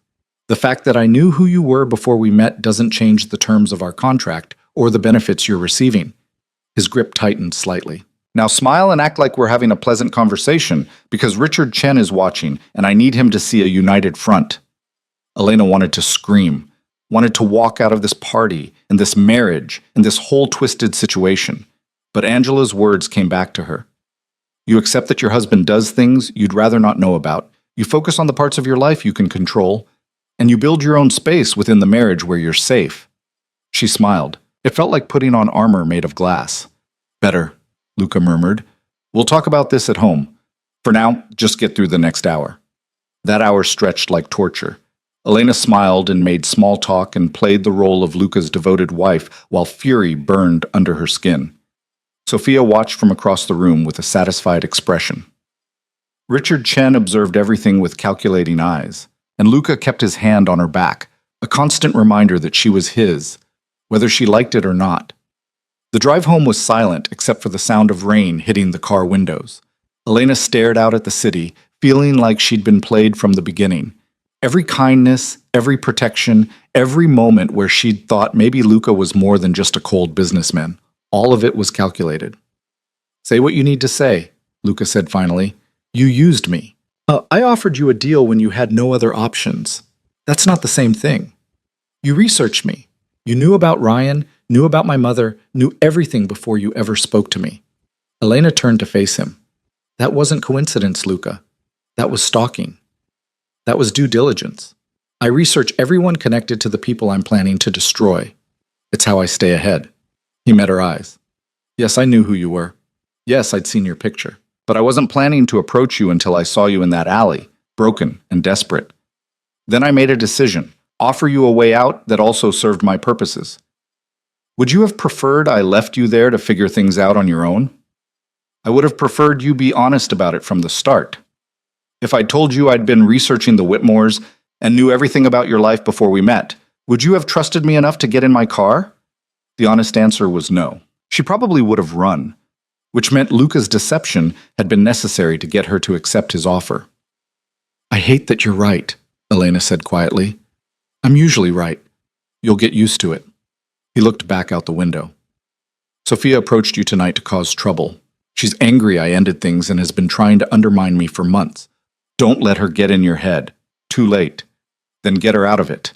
She doesn't matter, Elena. What matters is that our arrangement works, that we both benefit, and that we present a united front to the people who are watching us. He paused. What also matters is that despite how this started, I have kept every promise I made to you. Your mother is being cared for. Your debts are cleared. You have security and resources you didn't have before. Those are facts, regardless of how we met. Elena wanted to argue, but he was right again. Whatever Luca's methods, whatever his motivations, he had delivered on everything he'd promised. She was better off now than she'd been standing in that alley, even if it meant being married to a man who saw her as a strategic advantage. At home, Elena went straight to her room. She changed into pajamas and was about to climb into bed when there was a knock on her door. "It's me," Luca's voice came through. "Can I come in?" "It's your house." He opened the door but stayed in the threshold. "I came to tell you something, the truth about why I approached you that day. You already told me I was an opportunity." "You were. But that's not the whole story." He leaned against the doorframe. "The night before your wedding, I was finalizing plans to leak the Whitmore scandal. I knew it would destroy Ryan's father, probably force the family to leave the city. I felt good about it, righteous even. Then I saw your wedding announcement in the paper with your picture, and I thought about how you'd be collateral damage in my revenge." Elena sat up straighter. "What do you mean?" "I mean, I almost called off the whole thing because I didn't want to hurt an innocent person. You weren't part of the Whitmore corruption. You were just someone who'd made the mistake of falling for their son." Luca's expression was unreadable. "Then Ryan humiliated you at the altar, and I realized I could give you a way out while still destroying them. It solved my conscience problem and my need for a wife at the same time." "Your conscience problem?" "I'm not completely heartless, despite what you might think. I just don't let feelings interfere with business usually." He straightened. "But you should know that I do feel things, Elena. I just don't show them because showing them is dangerous. And one of the things I felt when I saw you in that alley was guilt, because I'd been planning to ruin the family you were about to marry into, and I knew that would hurt you too. So this whole marriage is your way of making yourself feel better about destroying the Whitmores?" "Partly. It's also practical and beneficial in everything else I've told you. But yes, there's a piece of me that felt like I owed you something for the pain my plans would cause." He pushed off from the doorframe. "Take that however you want. I just thought you should know." He left before she could respond, pulling the door closed behind him. Elena sat there in the dark, trying to process this new information. Luca De Luca, the man who broke bones in warehouses and operated in a world of violence and danger, had almost canceled his revenge plan because he didn't want to hurt her. It didn't make sense.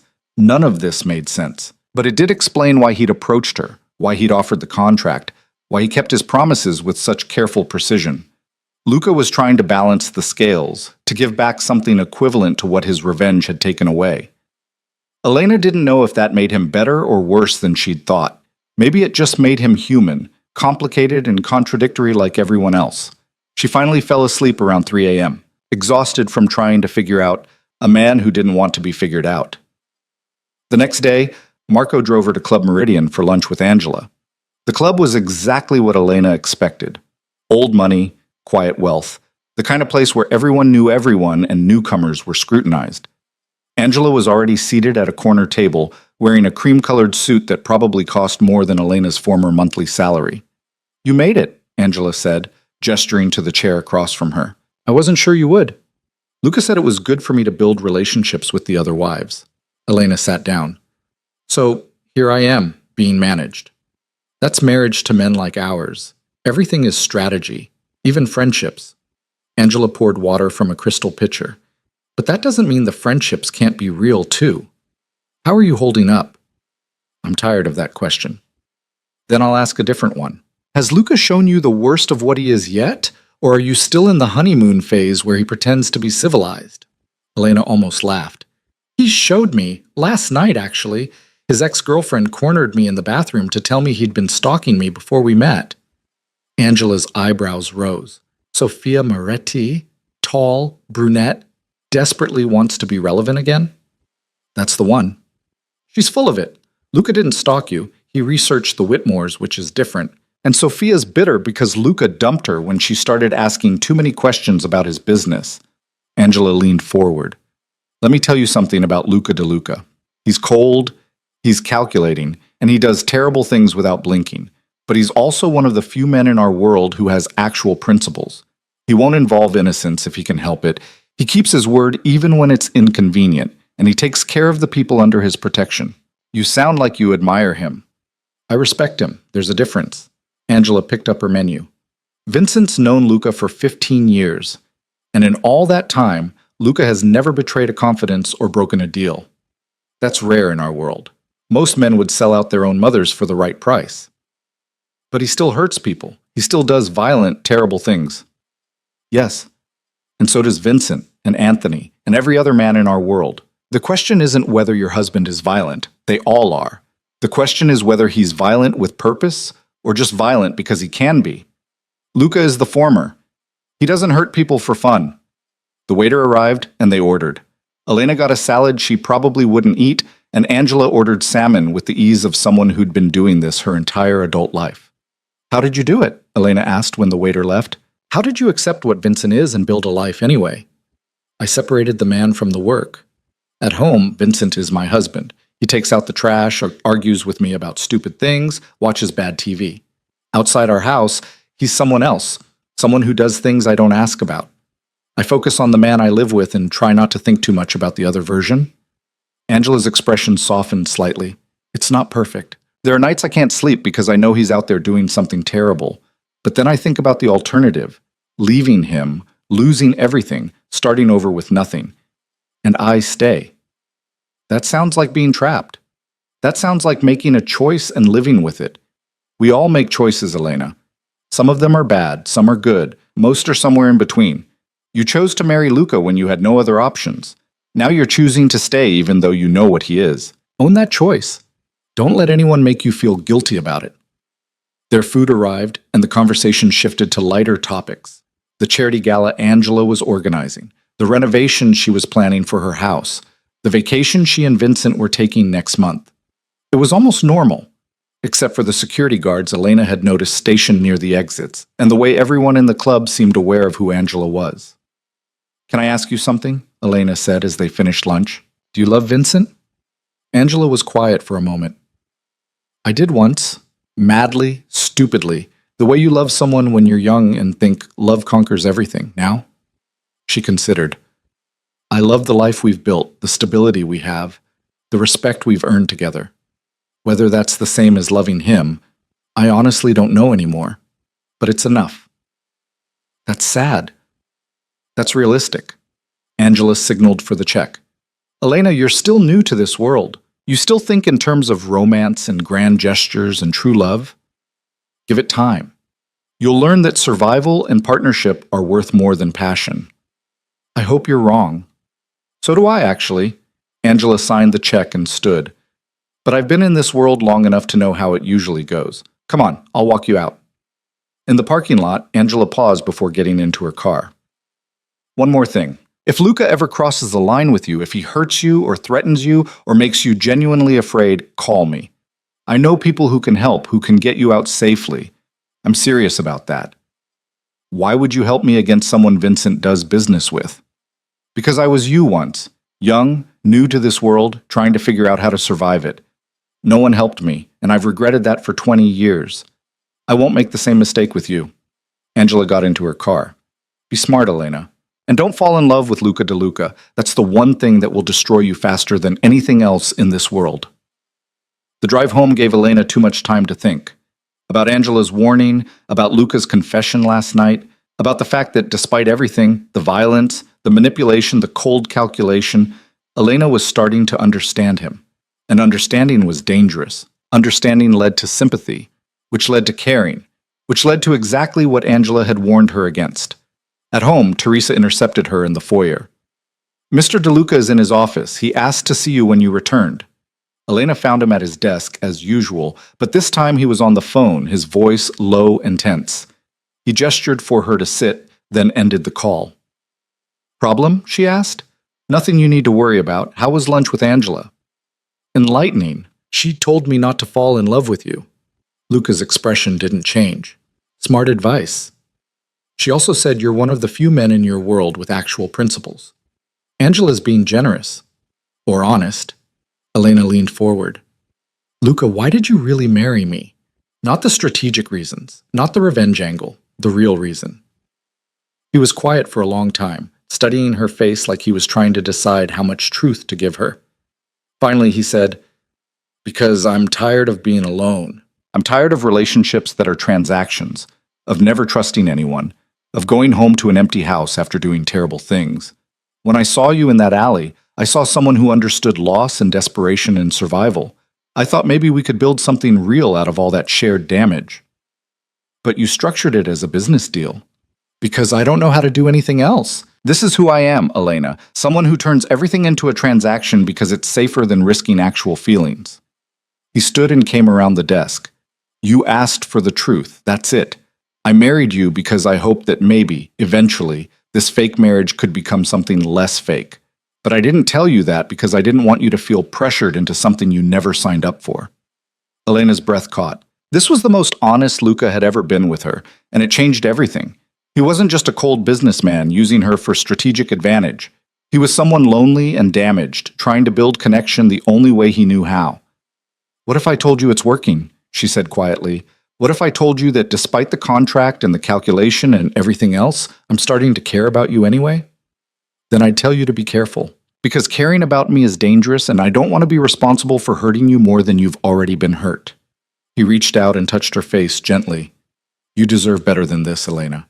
Better than me, better than this world, better than a marriage that started as a business deal. Maybe I don't want better. Maybe I just want real. She stood, closing the distance between them. You said you wanted this to become something less fake. So let's start now. No more contracts, no more transactions. Just two people trying to figure out if they can actually make this work. That's a terrible idea. Probably. But I'm done playing it safe. Safe got me humiliated at an altar. Risky got me here. With you. With a chance at something that might actually matter. She took his hand. So what do you say, Luca de Luca? Want to try being married for real? He looked at their joined hands, then at her face, something shifting in his expression. You're going to regret this. Maybe. But at least I'll regret it honestly. Luca pulled her closer, and for the first time since they'd met, he kissed her like he meant it. Not for show, not for appearances, but because he wanted to. Elena kissed him back and felt the careful walls she'd been building around her heart start to crumble. This was dangerous. Angela had warned her. Maria had warned her.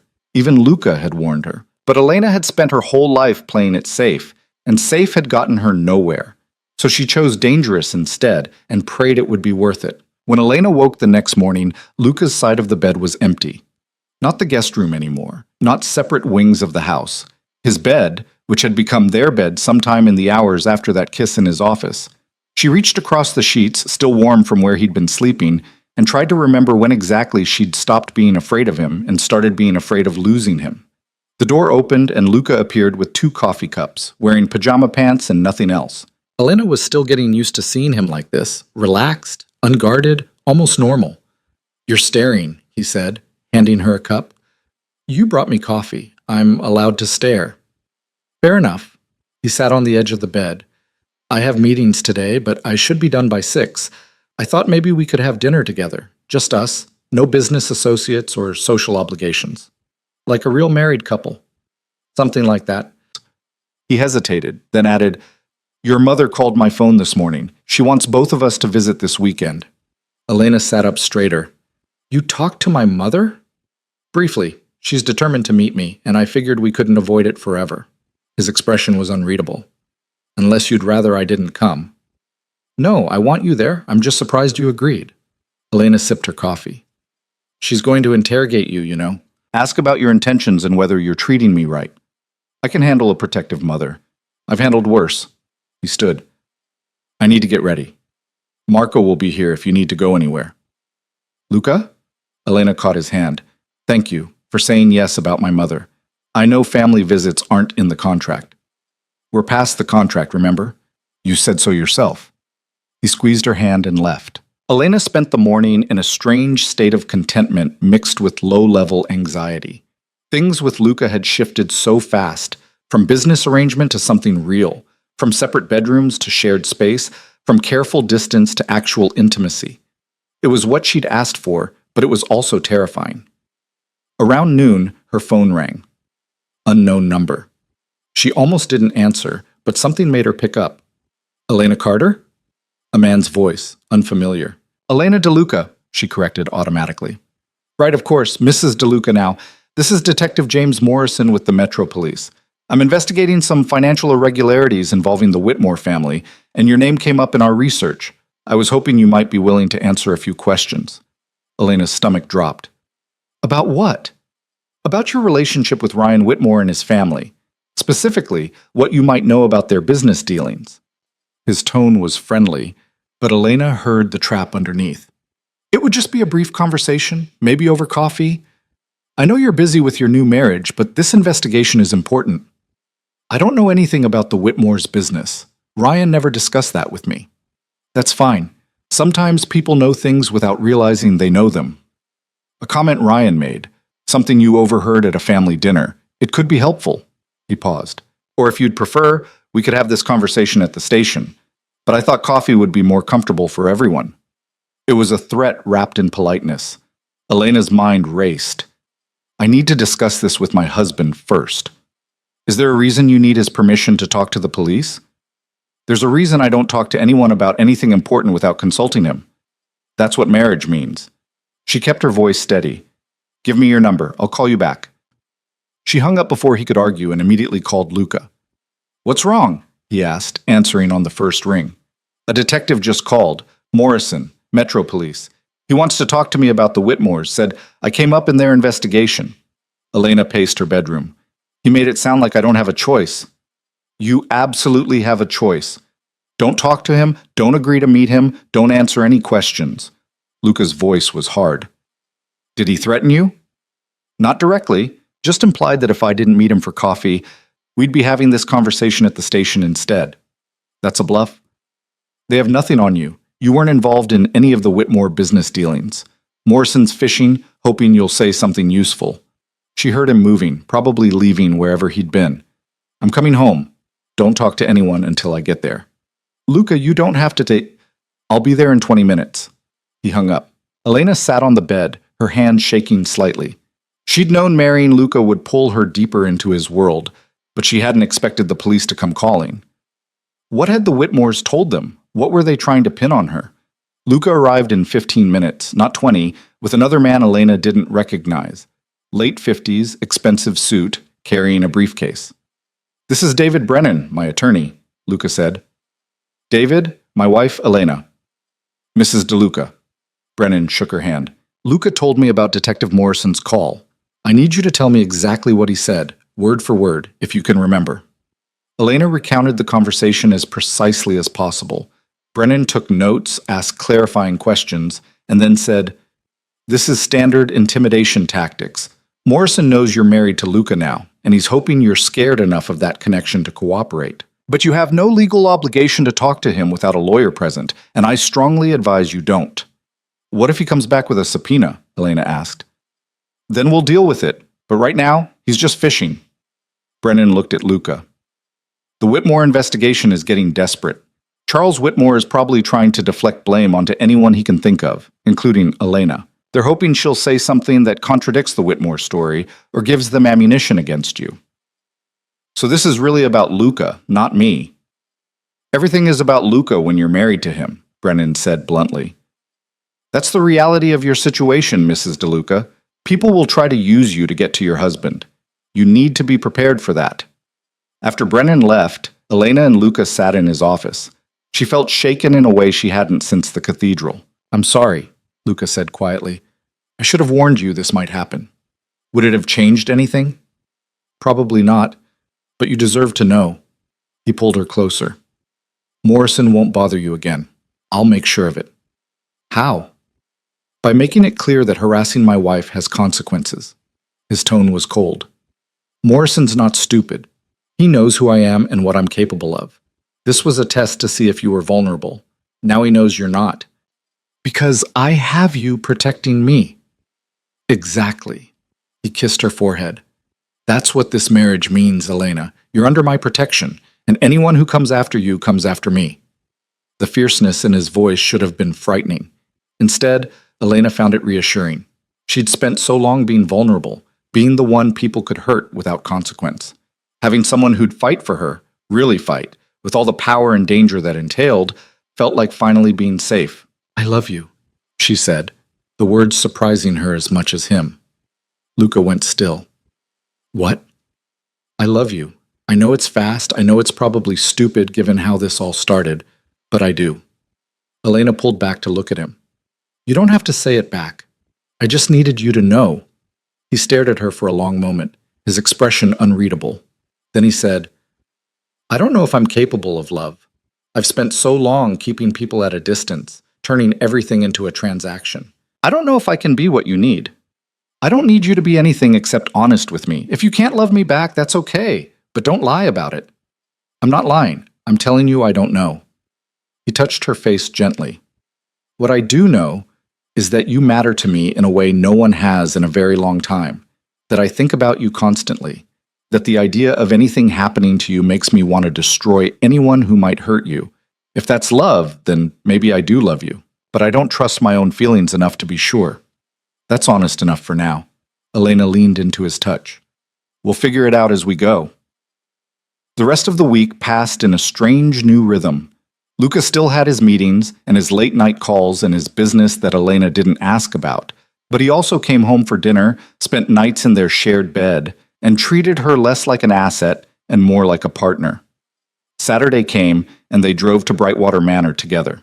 Elena's mother was waiting in the sunroom, looking healthier than she had in years.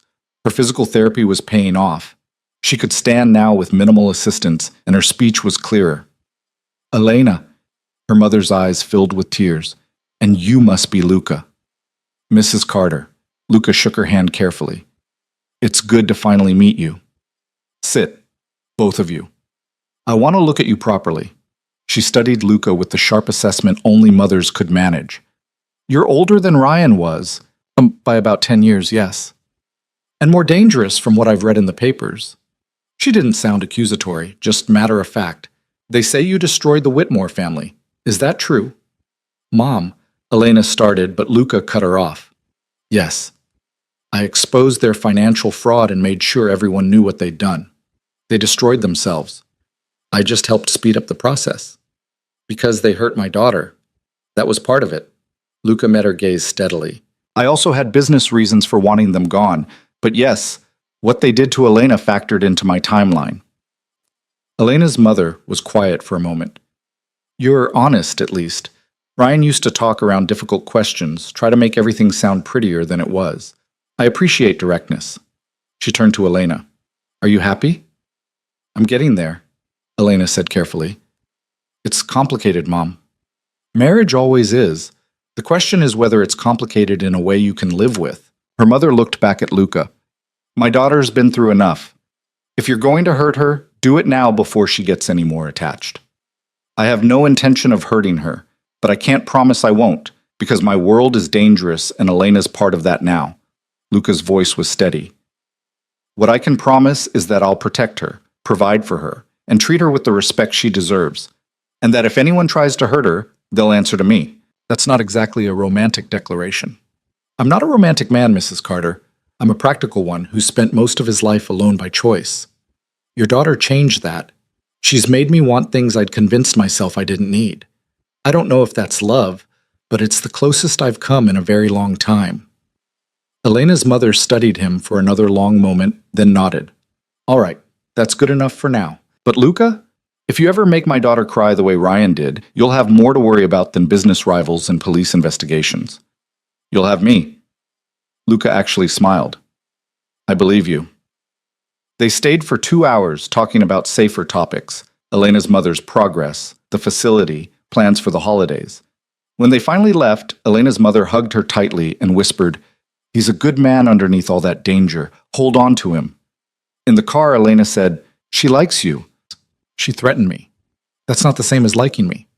"She threatened you because she likes you. If she didn't, she wouldn't bother." Elena leaned her head on his shoulder. "Thank you for being honest with her." I don't know how to be anything else with the people who matter. That night, they had dinner on the terrace overlooking the grounds. Luca had arranged for Teresa to set up a private table, and they ate while the sun set over the trees. It felt almost normal, like they were just a regular married couple and not two people who'd met in an alley 3 weeks ago.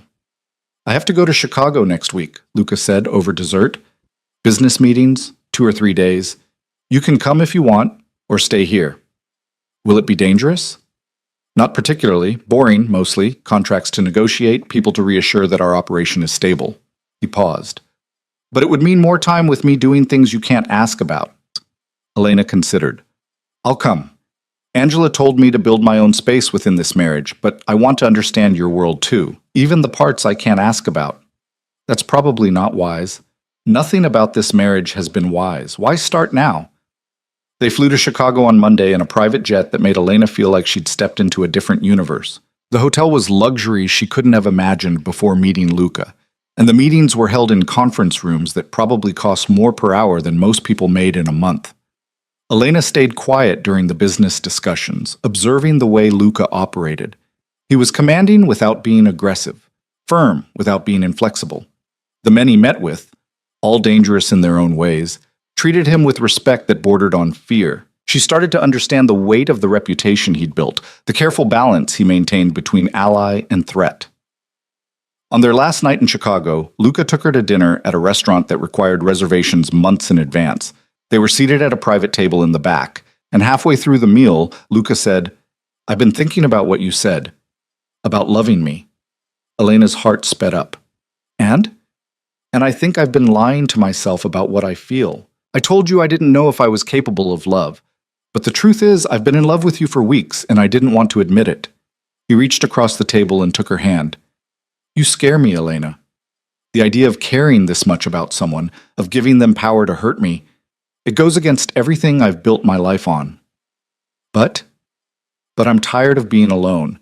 I'm tired of treating everything like a transaction. You asked me to try being married for real, and that means being honest about what I feel. He squeezed her hand. I love you.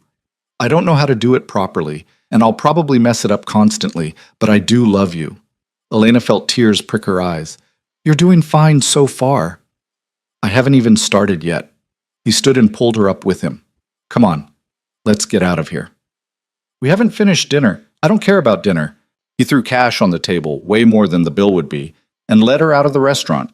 In the car back to the hotel, he kissed her like he'd been waiting his whole life to do it, and Elena kissed him back with equal intensity. Things changed after Chicago. The walls Luca had kept around himself started coming down piece by piece. He talked more about his past, about the choices that had led him into this life, about the things he'd done that still haunted him. Elena listened without judgment, understanding that this was his way of letting her in. She also started building her own space within their marriage. Like Angela had advised, she volunteered at a health clinic in the city, using her nursing skills for the first time in months. She had lunch with Maria and Teresa regularly, learning the unspoken rules of being married to men like theirs. She visited her mother twice a week and brought Luca sometimes, watching the relationship between them grow stronger. 2 months after they'd returned from Chicago, Elena came home from the clinic to find Luca in his office looking stressed. What's wrong? She asked. Ryan Whitmore contacted me. He wants to meet. Elena's blood went cold. Why? He didn't say, just asked if I'd give him 15 minutes at the coffee shop on 5th Street tomorrow at noon. Luca looked at her. I'm inclined to tell him to go to hell, but this is partly your business too. What do you think? I think I want to be there when you meet him. Elena, he destroyed me in front of everyone. I want to see him face the consequences. She sat across from Luca's desk. Let's find out what he wants. The next day, they walked into the coffee shop together, the same one where Elena had met Ryan weeks ago. He was already there, looking worse than last time, thinner, older somehow, with the kind of exhaustion that came from watching your whole life collapse. Elena, Luca. Ryan stood awkwardly. Thank you for coming. You have 15 minutes, Luca said flatly. Start talking. Ryan looked at Elena, and she saw something broken in his eyes. I came to apologize. To both of you, but especially to you, Elena. What I did at the cathedral, what my family made me do, it was unforgivable. You're right, it was. Elena's voice was steady. So why are you here? Apologies don't undo humiliation. I know, but I needed you to hear it anyway, and I needed to tell you that you won. Completely. My father's in prison awaiting trial, my mother moved to London to escape the scandal, and he gestured to himself. I'm nobody now. No money, no connections, no future in this city. You and Luca destroyed everything we had. Your family destroyed itself, Luca said coldly. We just made sure everyone knew about it. I'm not arguing. You're right. Ryan turned back to Elena. I see the way you two look at each other. That's real, isn't it? The marriage, the relationship, it's not just for show. Not anymore, Elena said quietly. Good. I'm glad. Because you deserve someone who chooses you over everything else. And I never did that. Luca did. Ryan's voice cracked slightly. I came here to apologize, but also to say goodbye. I'm leaving the city tomorrow, starting over somewhere else. And I wanted you to know that even though I lost everything, I'm glad you found something better. You deserved better than me.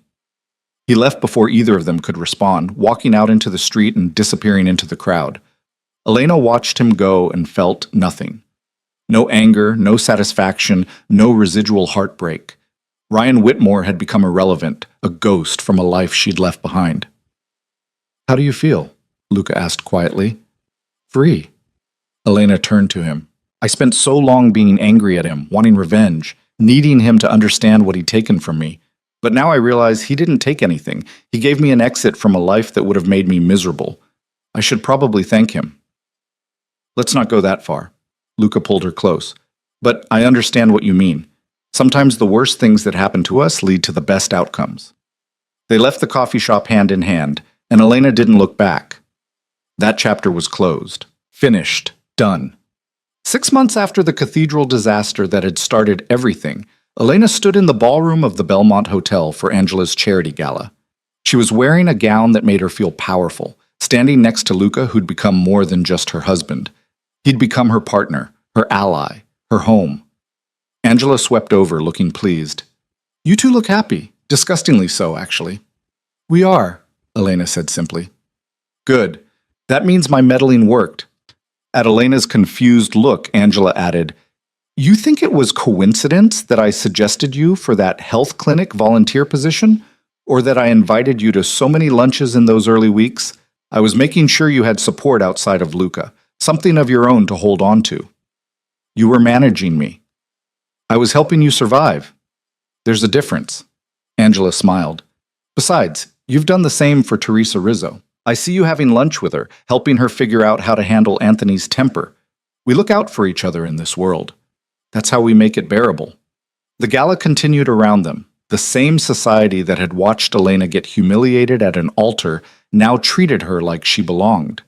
Some of them still whispered, still gossiped about how fast she'd moved from Ryan to Luca. But no one questioned her place anymore. She was Luca DeLuca's wife, and that meant something. Later, dancing with Luca, Elena thought about how far she'd come. From broken bride to this life she'd built from desperation and risk, and choosing dangerous over safe. What are you thinking about? Luca asked, pulling her closer. About how none of this went according to plan.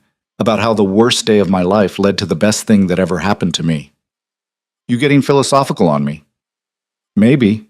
She smiled up at him. Or maybe I'm just grateful. For you, for this life, for the fact that when everything fell apart, you were there to help me build something better. I didn't help you build anything. You did that yourself. I just gave you the tools and got out of your way. He kissed her softly. You're stronger than you think, Elena DeLuca. You always have been. The music played on, and they danced through the evening, surrounded by people who'd once watched her fall and now watched her rise. Elena had learned something crucial in these months. Strength wasn't about never breaking down. It was about getting back up after you did, about making hard choices and living with them, about taking risks even when they scared you. She'd been broken at an altar by a man who didn't deserve her. She'd married a stranger out of desperation.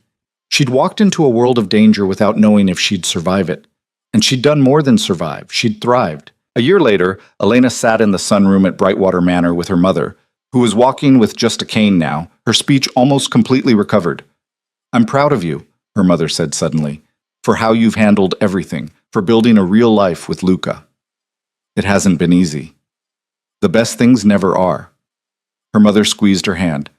When Ryan destroyed you at that altar, I thought it would break you permanently. I was so scared that you'd never recover, never trust anyone again. But look at you now. You're stronger than ever. I had help. Elena thought about Luca, about Angela and Maria, and all the other women who taught her how to navigate this complicated world. I couldn't have done it alone. None of us can.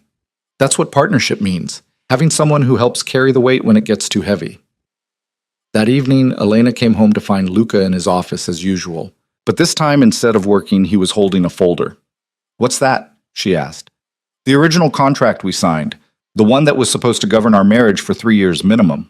He handed it to her. "I'm terminating it." Elena's heart stuttered. "What? Why?" "Because we're past contracts and negotiations and terms and conditions.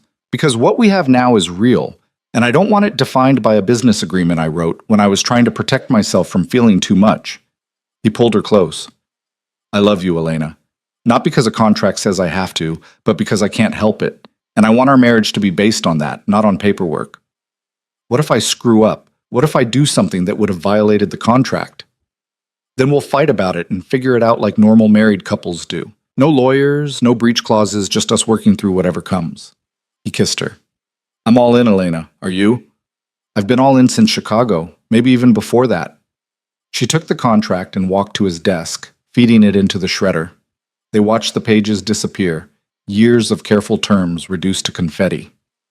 "So what now?" "Now we just live. We build a life together without contracts or safety nets or exit strategies. We choose each other every day and hope that's enough." "That's terrifying." "That's marriage." Luca smiled. "But if anyone can handle terrifying, it's you. You walked into my world without flinching. You stood up to Angela Caruso and survived family dinners with men who've killed people.